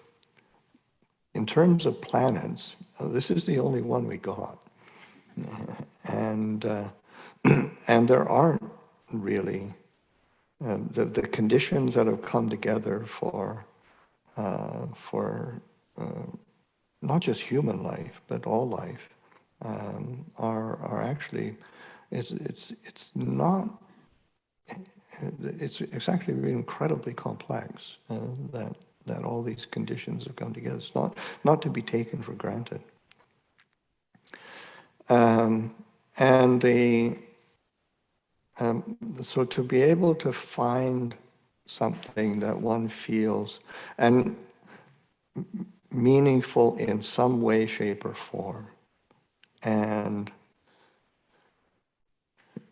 contributing, being able to do something, and you build small on small things and slowly build up. Because if you think you've got to solve the problem completely yourself, then what that stirs one into is inaction, and kind of hopelessness. So that it's important to be finding ways or groups, or because there's lots of creative, intelligent, responsible people around who are doing really good things that need support. And a lot of it is paying attention to who can one help. Also, that that any contribution that we can make to helping something better is really important. It's not to be sort of, nothing is too small that one can be doing. And it's also important to not get, say, overwhelmed by grief or overwhelmed by anger, even though it's one can justify it pretty easily. But that's not a great contribution. So that to be able to, creatively and kindly find people or organizations that one can help with or get motivated by or be a part of is really important. And also, I think back to when I lived in Thailand, and because I'm a forest monk, so I live in a forest, so I kind of like forests. And one of the things that I got involved with was helping protect forests in Thailand. And there were, and actually I was telling somebody the other day, somebody was asking, the NGO that I started is it's still functioning, which is, in terms of NGOs, tend to have a fairly restricted half-life, and so that it's and what they're doing much more of is mentoring other organizations and mentoring new people, as well as education. They're focusing on education. But when we were picking up projects for protecting forest areas and finding ways to help protect, because Thailand developed so quickly that its economic development took precedence over its incredible, rich natural diversity, and huge amounts of the forests and natural settings were completely destroyed, and still are. And but as I remember one time meeting with some people, and they were asking me, well, do you think you can, just by doing this, can you protect the forests in Thailand? I said, no. And they're kind of, taken aback. Well, why are you doing it? And I said, because it needs good examples. And it's the good examples in small areas that seed bigger things. And so that paying attention to small areas where we can contribute, and recognizing that there is, within this human heart, people do recognize goodness, and they do respond to goodness, and they want to rise up. And so, like, giving occasion for people to rise up to goodness is really important. So that responding to the grief of the planet is definitely acknowledging, it's absolutely there. But how do we respond in ways of bringing goodness into the world, so that provides a seed for others to build on, and we can continue to contribute in some way, shape, or form. So that's how I would sort of what comes to mind in reflecting on it. Okay, it's after 2:00. Thank you, Ajahn Pasanno. Thank you for your kindness and your generosity and your willingness to roll with whatever we came up with. And thank you to the Sangha for coming up with such beautiful and thoughtful questions. Yeah, I appreciate that. And I appreciate Christy and Ajahn Krundambo sorting through it, because I tend to be lazy. And sort of just come up with it, and I'll respond somehow. Thank you. Thank you. Perhaps we could take the opportunity to maybe to have a quiet sitting for a bit. Even though we've been sitting for an hour, I guess sitting for questions and answers, we've probably been squirming and moving a bit, so we should be okay. We'll sit for about half an hour.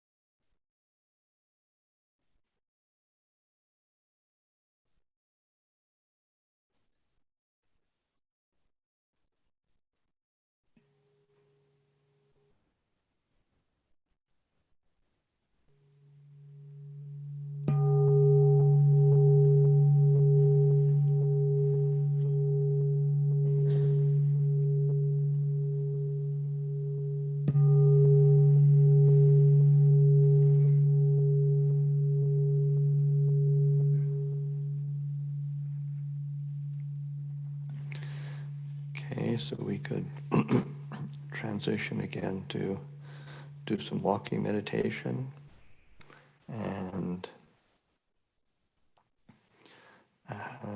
as I mentioned just a little bit ago, that basically whatever works for you, that whatever pace, wherever you find a suitable place that you want to be walking. But the main thing is returning attention back into the body, coming back and inhabiting the body. There's a tremendous amount of understanding we can gain when we are willing to just drop the storylines that our mind spins out and just come back to the simple movement, simple sensation of the body, and attending with mindfulness and clear comprehension, that situational awareness and alertness within the mind. So we can come back at about 3 o'clock, and we'll have another period of sitting, and then I'll give another Dhamma reflection later this afternoon.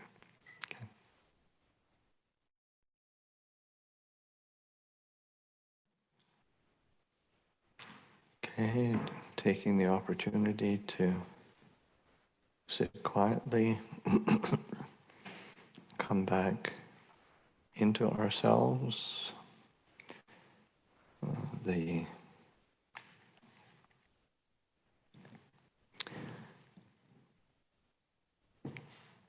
postures change,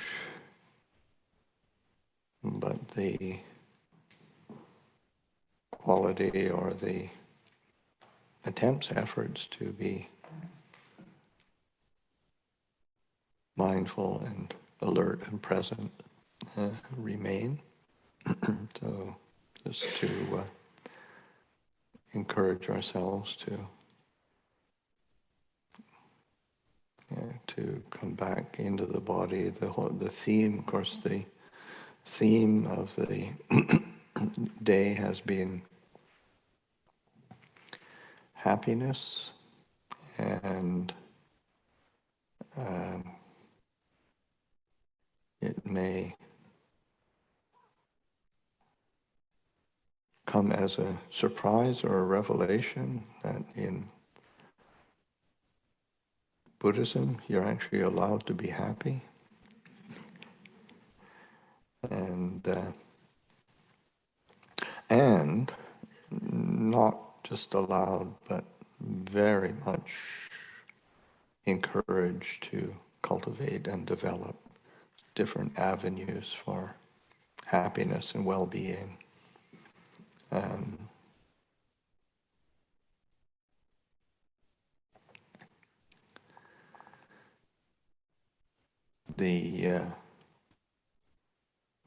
One of the phrases, idioms that comes up in the discourses over and over again in relationship to meditation is the conscious directing of happiness and well-being throughout our whole body mind.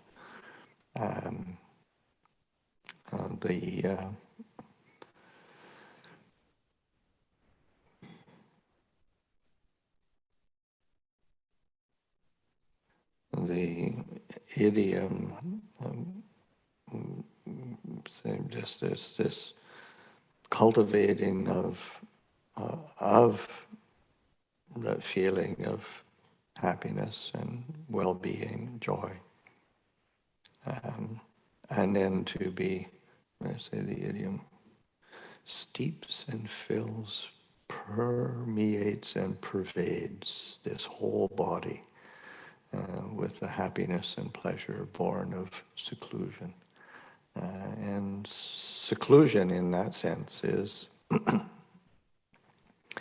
both the physical seclusion, say like today we've stepped away from whatever place and come on to the property here, which is quite a natural setting, secluded, and then the an inner seclusion of a stepping back from kind of that outgoing seeking of stimulation, gratification, following the patterns of likes and dislikes. So that's a kind of seclusion as well.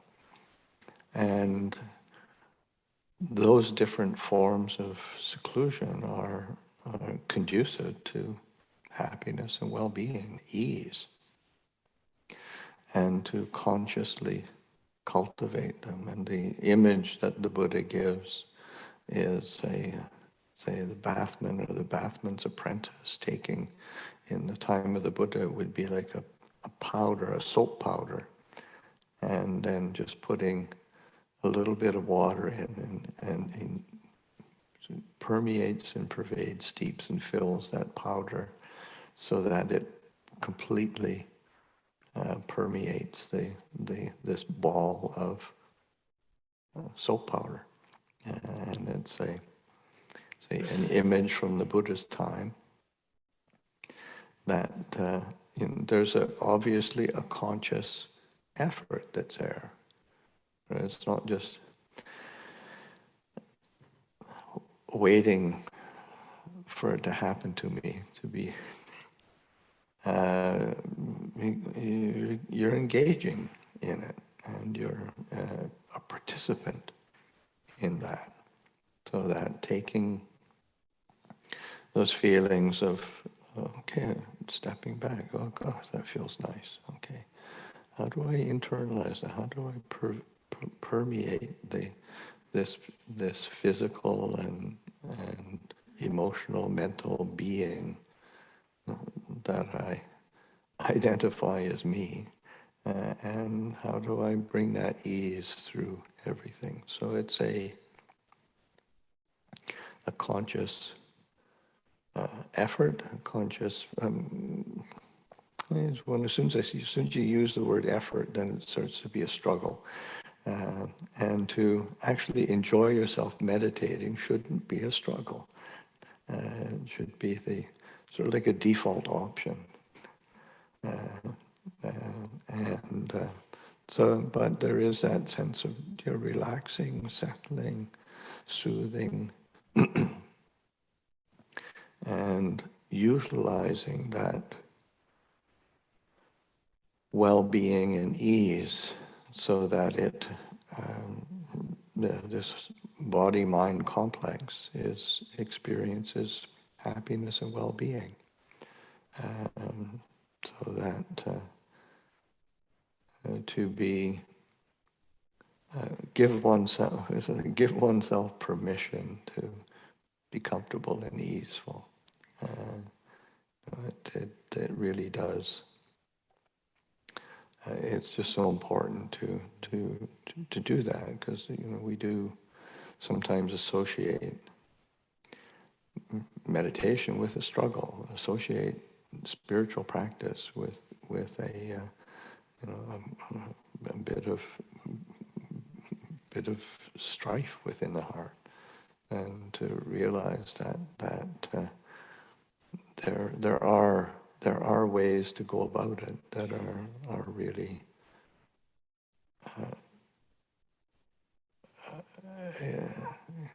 wonderfully easeful, and so that idiom, permeating and pervading, steeping and filling this entire body. And it is interesting that when the Buddha is talking about that developing of the mind and developing of these states of mind that are really refined, or of a refined consciousness, that it's grounded in the body. It's not trying to get out of the body, not trying to separate the body from the mind. It's trying to integrate the body and the mind. So learning how to inhabit this body, this mind, this experience, this present moment, and with a sense of ease and well-being. So that, and just each in-breath, each out-breath is an opportunity. And yes, there's times when we miss that opportunity, but you can always catch that next breath. So we can take this opportunity to just sit quietly.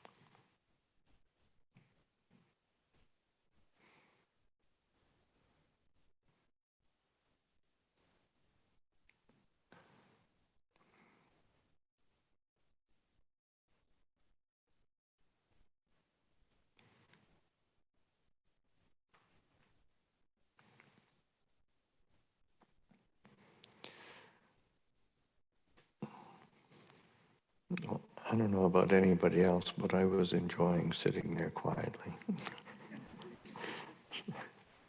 And now I'm trying to motivate my mind, get the gears going to give a bit of reflection. It's,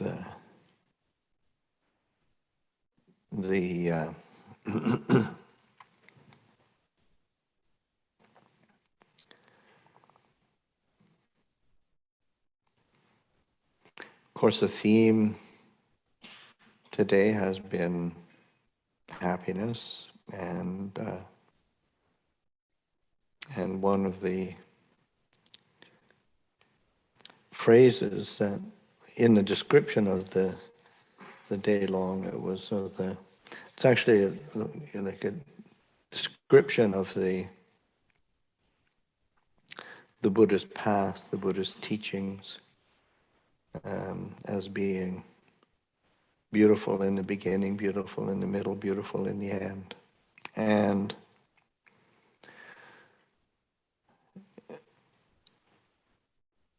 that is, I think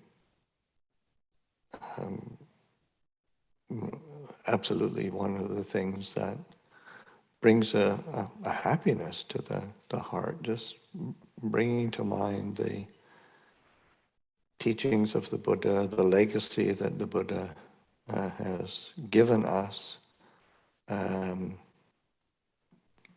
mean, there's not many things in this world that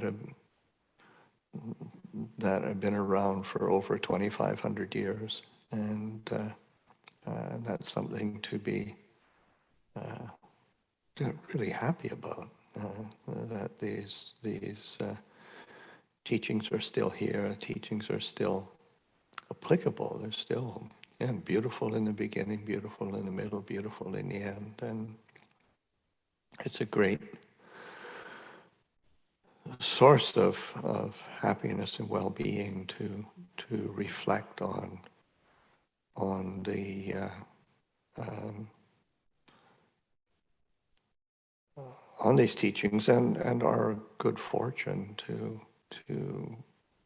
hear the teachings, practice the teachings, have access to the teachings, and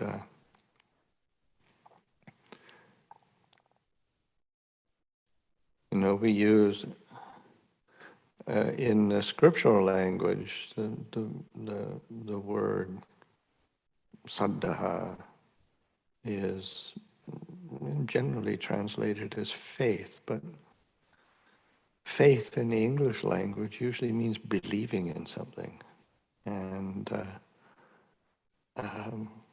that's a pale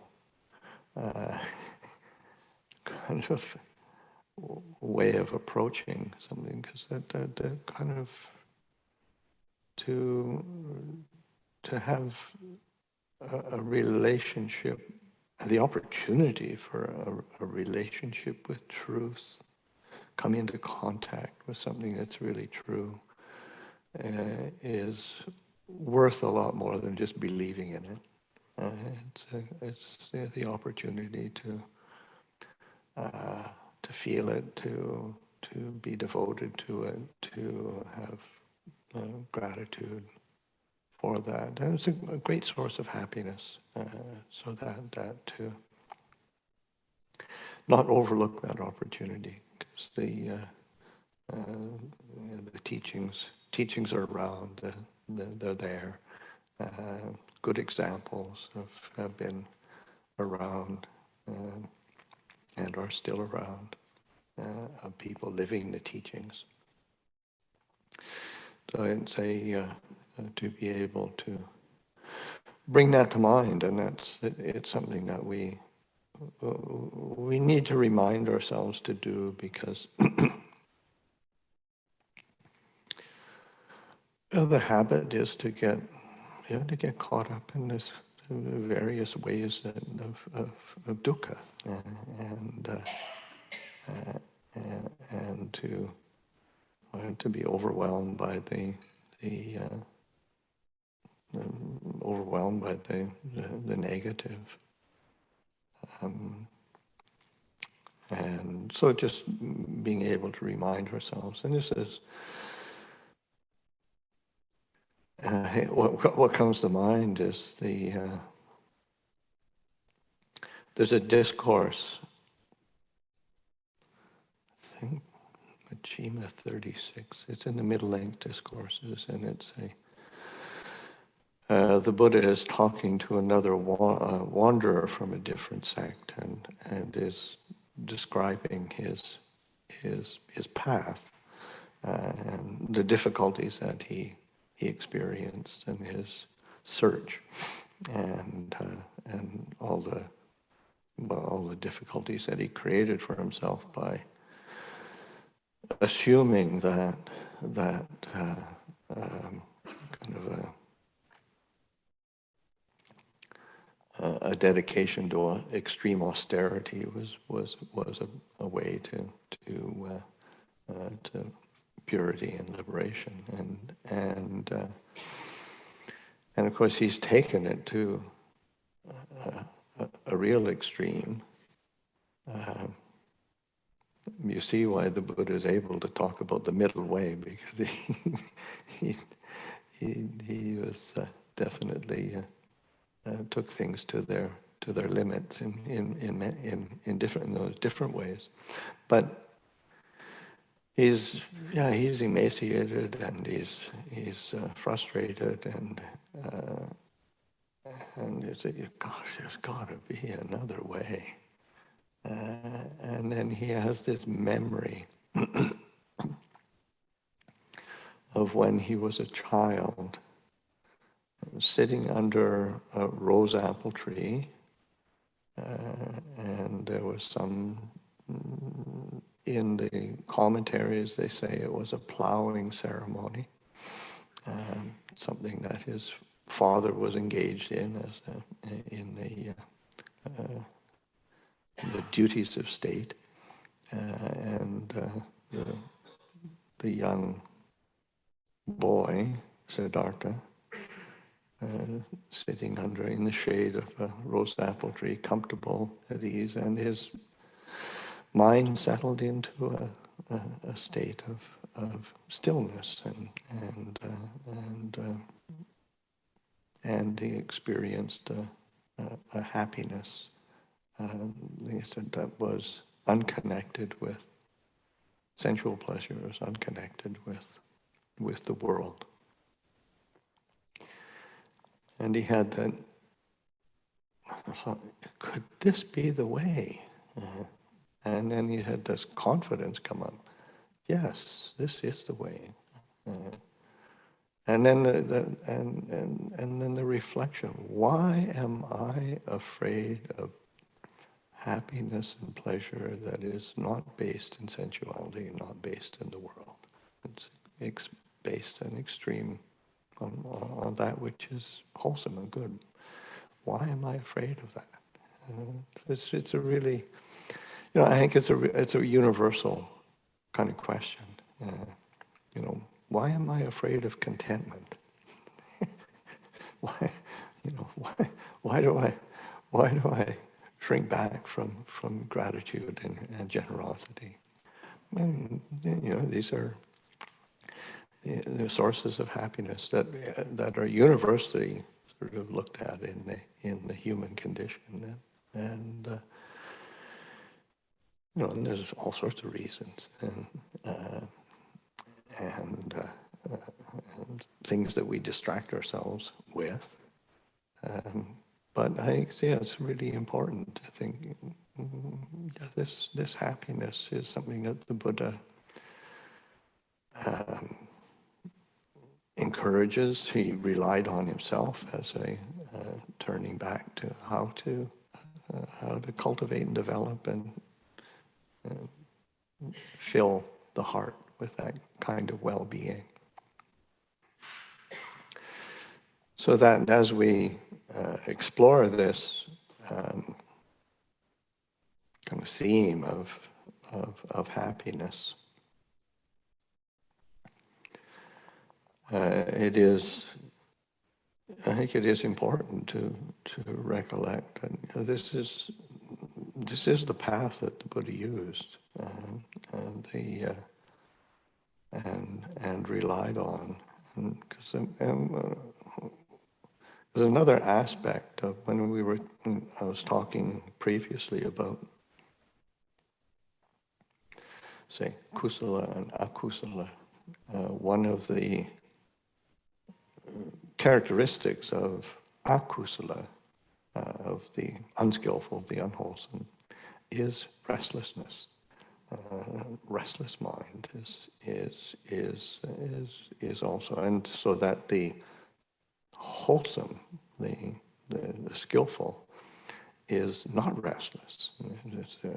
It's that sense of steeping the heart in contentment and well-being, and that it is a counterpoint to the habit of restlessness. And because even there can be any number of sources of restlessness, and even say that seeking of pleasure, seeking of gratification, seeking of happiness. I've got to be happy. It can be so restless. So that this wise attention to the skillful and the wholesome, and but that recognition of the power of happiness in its fuller sense, more complete sense, as opposed to the normal way we relate to happiness. Well, happiness of getting what I want.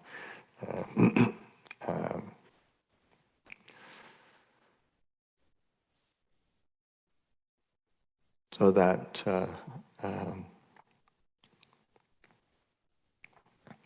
there is actually I thought there's a discourse that that is worth actually reading. So I don't want to mangle it too badly, but just relating it. But there's a pair of discourses that use the same kind of structure, more or less. And the first one is Ananda asking the Buddha, what's the purpose of skillful virtues, of sila, and what's their reward? And then the Buddha saying, well, skillful virtues have freedom from remorse as their purpose, freedom from remorse as their reward. And then it goes into a series of say, like, in this translation, it's joy, the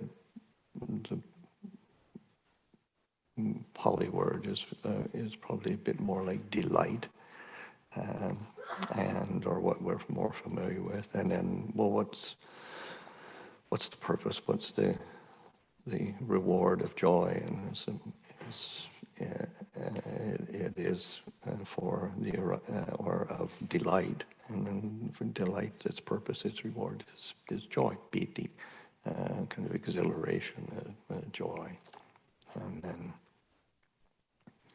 and it goes through a whole series right through to knowledge and vision of release. But then the sutta that I thought I would read uses that same structure,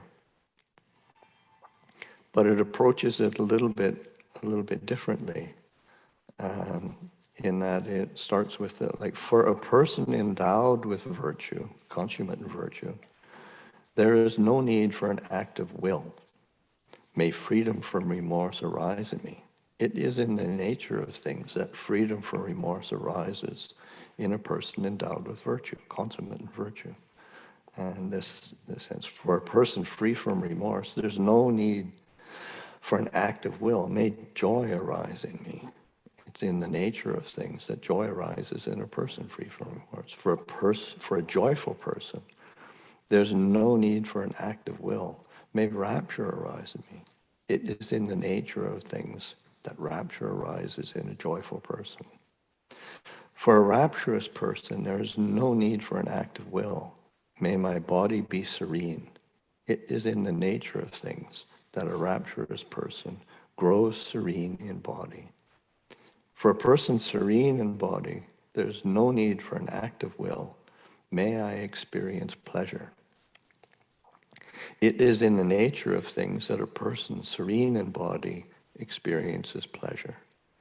For a person experiencing pleasure, there is no need for an active will. May my mind grow concentrated.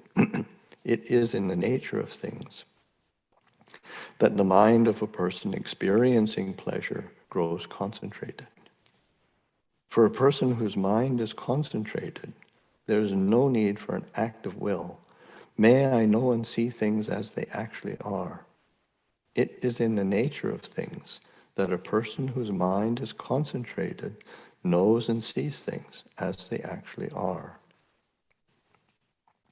For a person who knows and sees things as they actually are, there is no need for an active will. May I feel disenchantment.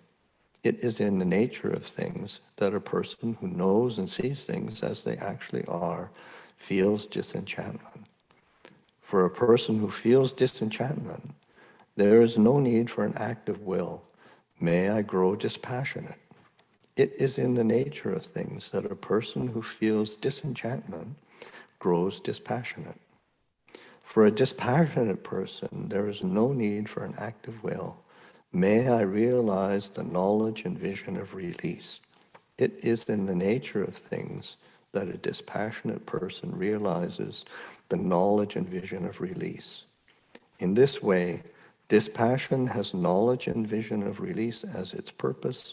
Knowledge and vision of release as its reward. Disenchantment has dispassion as its purpose, dispassion as its reward. Knowledge and vision of things as they actually are has disenchantment as its purpose, disenchantment as its reward. Concentration has knowledge and vision of things as they actually are as its purpose, knowledge and vision of things as they actually are as its reward.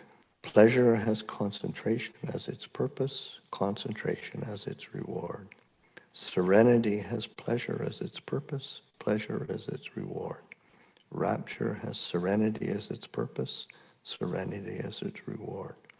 Joy has rapture as its purpose, rapture as its reward. Freedom from remorse has joy as its purpose, joy as its reward.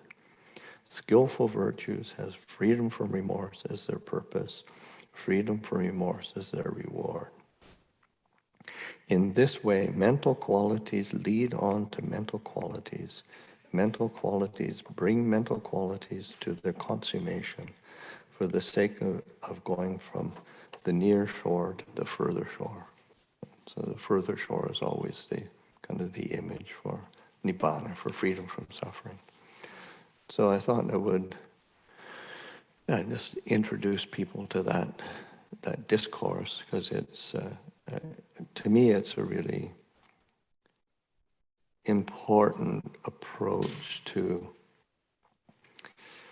mental cultivation, mind development, because it's not sort of relying on that act of will.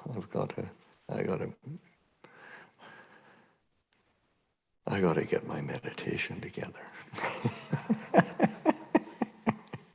which we all feel, and of course we do.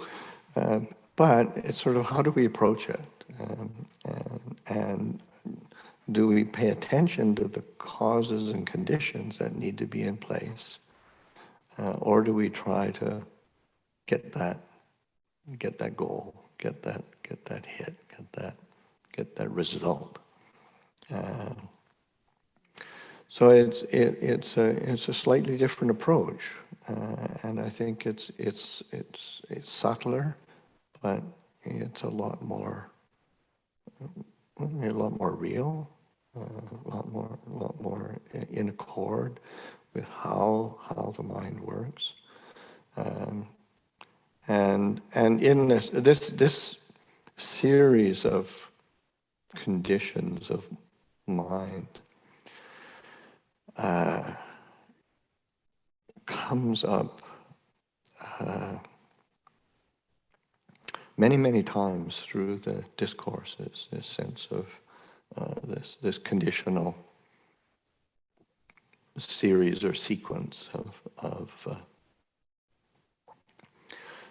delight or joy, giving rise to rapture or piety, exhilaration, joy, and then it leading to tranquility, leading to happiness, to pleasure, leading to concentration. There's a monk associated with the Bhayagiri who's in the process of pulling together a book of all those discourses, and I think he told me recently how many discourses he found, something like 150 odd, using this same sequence or similar sequences that are pointing to this integral part of delight, of joy, of rapture, of pleasure, of tranquility, serenity, and it's interesting that it's like on the culmination, or on the heels of those sequences of well-being and happiness is concentration, or samadhi, or composure of mind, settling of the mind.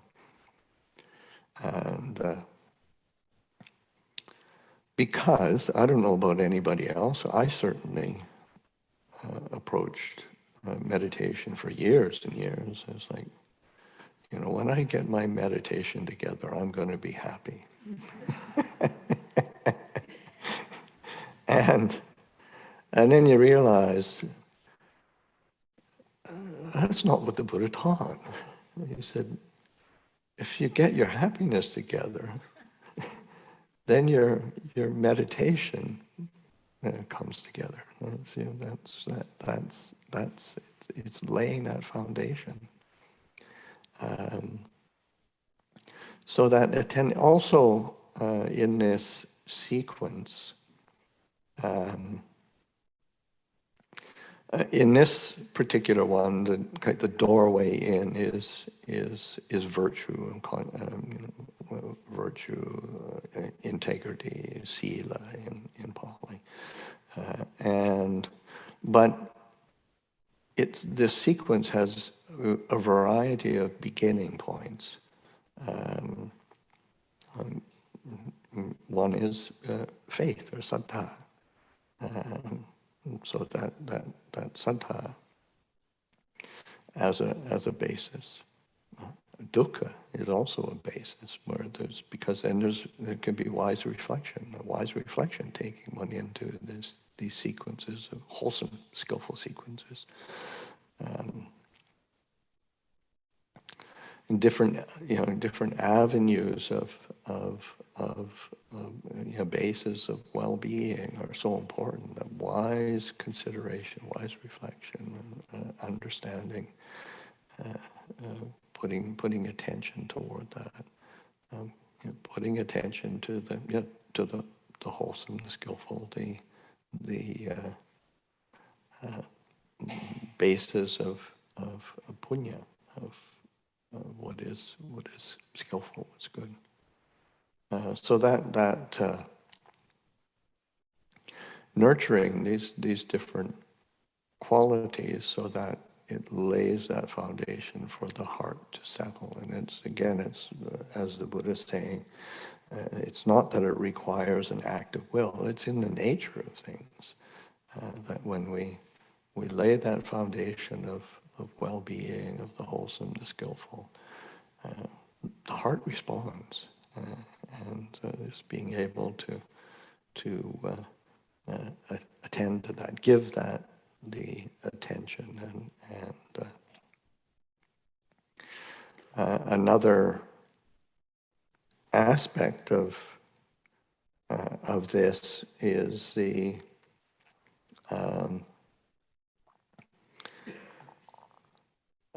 in the in that sequence, there's the aspect of disenchantment and dispassion that are to say that you're striving for aiming for dispassion in the world these days is sort of like anathema. Yeah.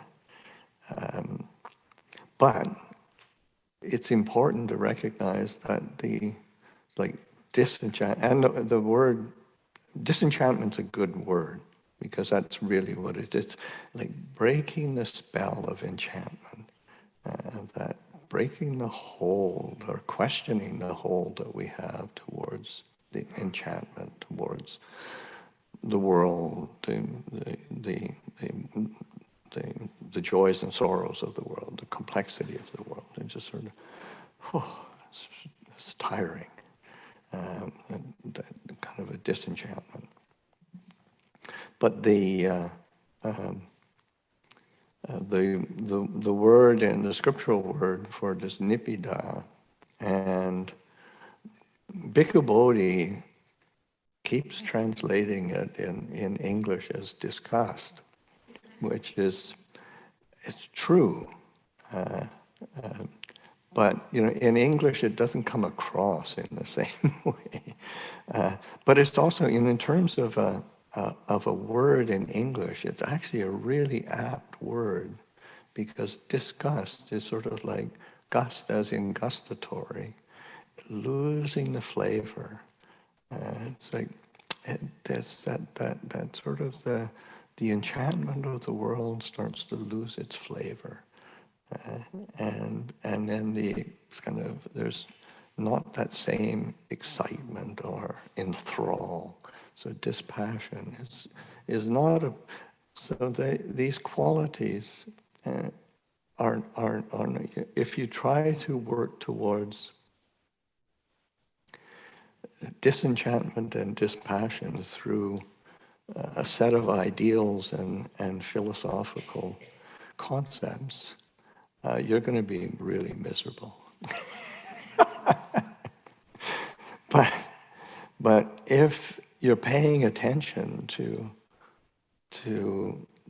this sense of delight, exhilaration, of joy, of rapture, of tranquility, of serenity, of happiness, pleasure in the body and the mind, really steeping and filling, permeating and pervading this whole being, then it's not through an act of will, it's in the nature of things that everything else starts to lose its flavor.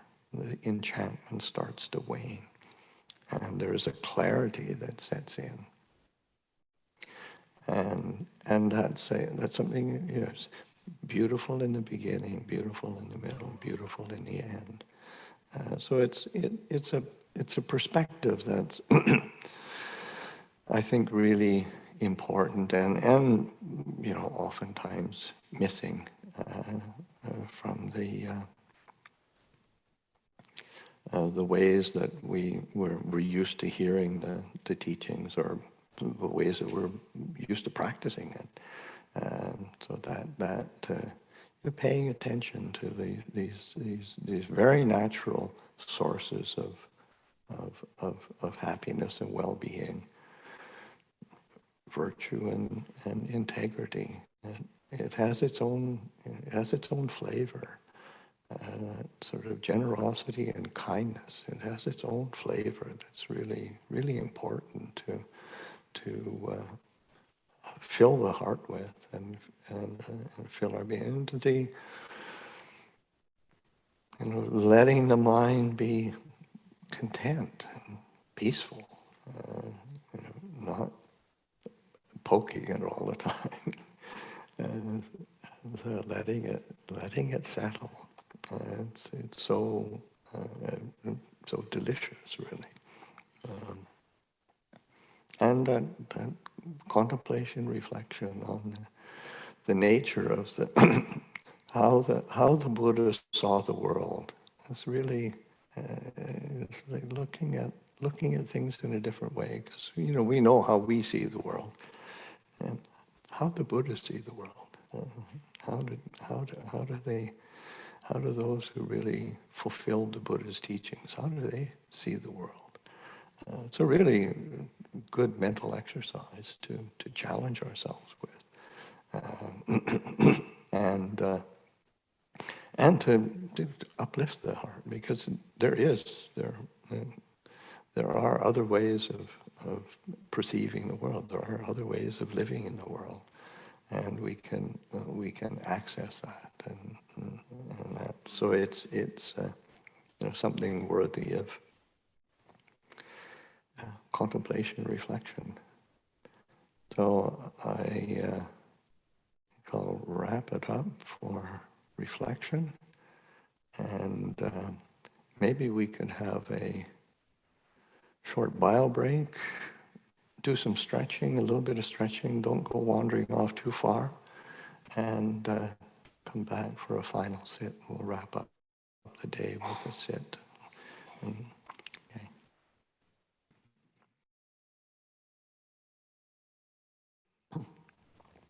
Perhaps we could end the afternoon with a chant. Of course, we'll lead it. The monks will chant along. There'll be there's a variety of lay people who are here who are familiar with the chant. It's the verses on sharing and aspiration. So anybody wants to join in, but it's a dedication of blessings and sharing of all the goodness that's taken place today.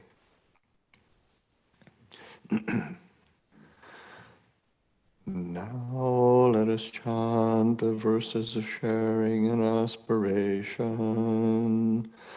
Through the goodness that arises from my practice, may my spiritual teachers and guides of great virtue, my mother, my father, and my relatives, the sun and the moon, and all virtuous leaders of the world, may the highest gods and evil forces, celestial beings, guardian spirits of the earth, and the Lord of death, may those who are friendly, indifferent, or hostile, may all beings receive the blessings of my life.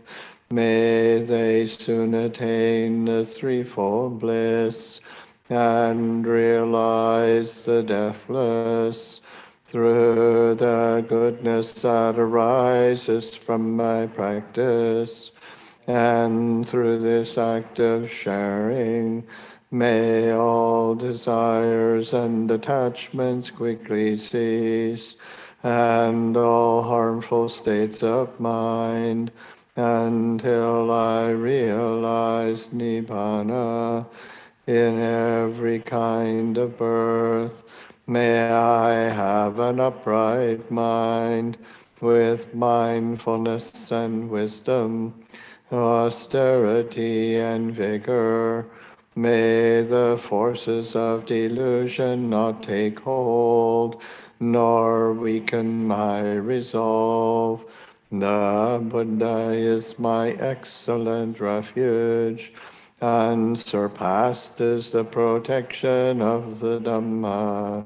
The solitary Buddha is my noble guide. The Sangha is my supreme support.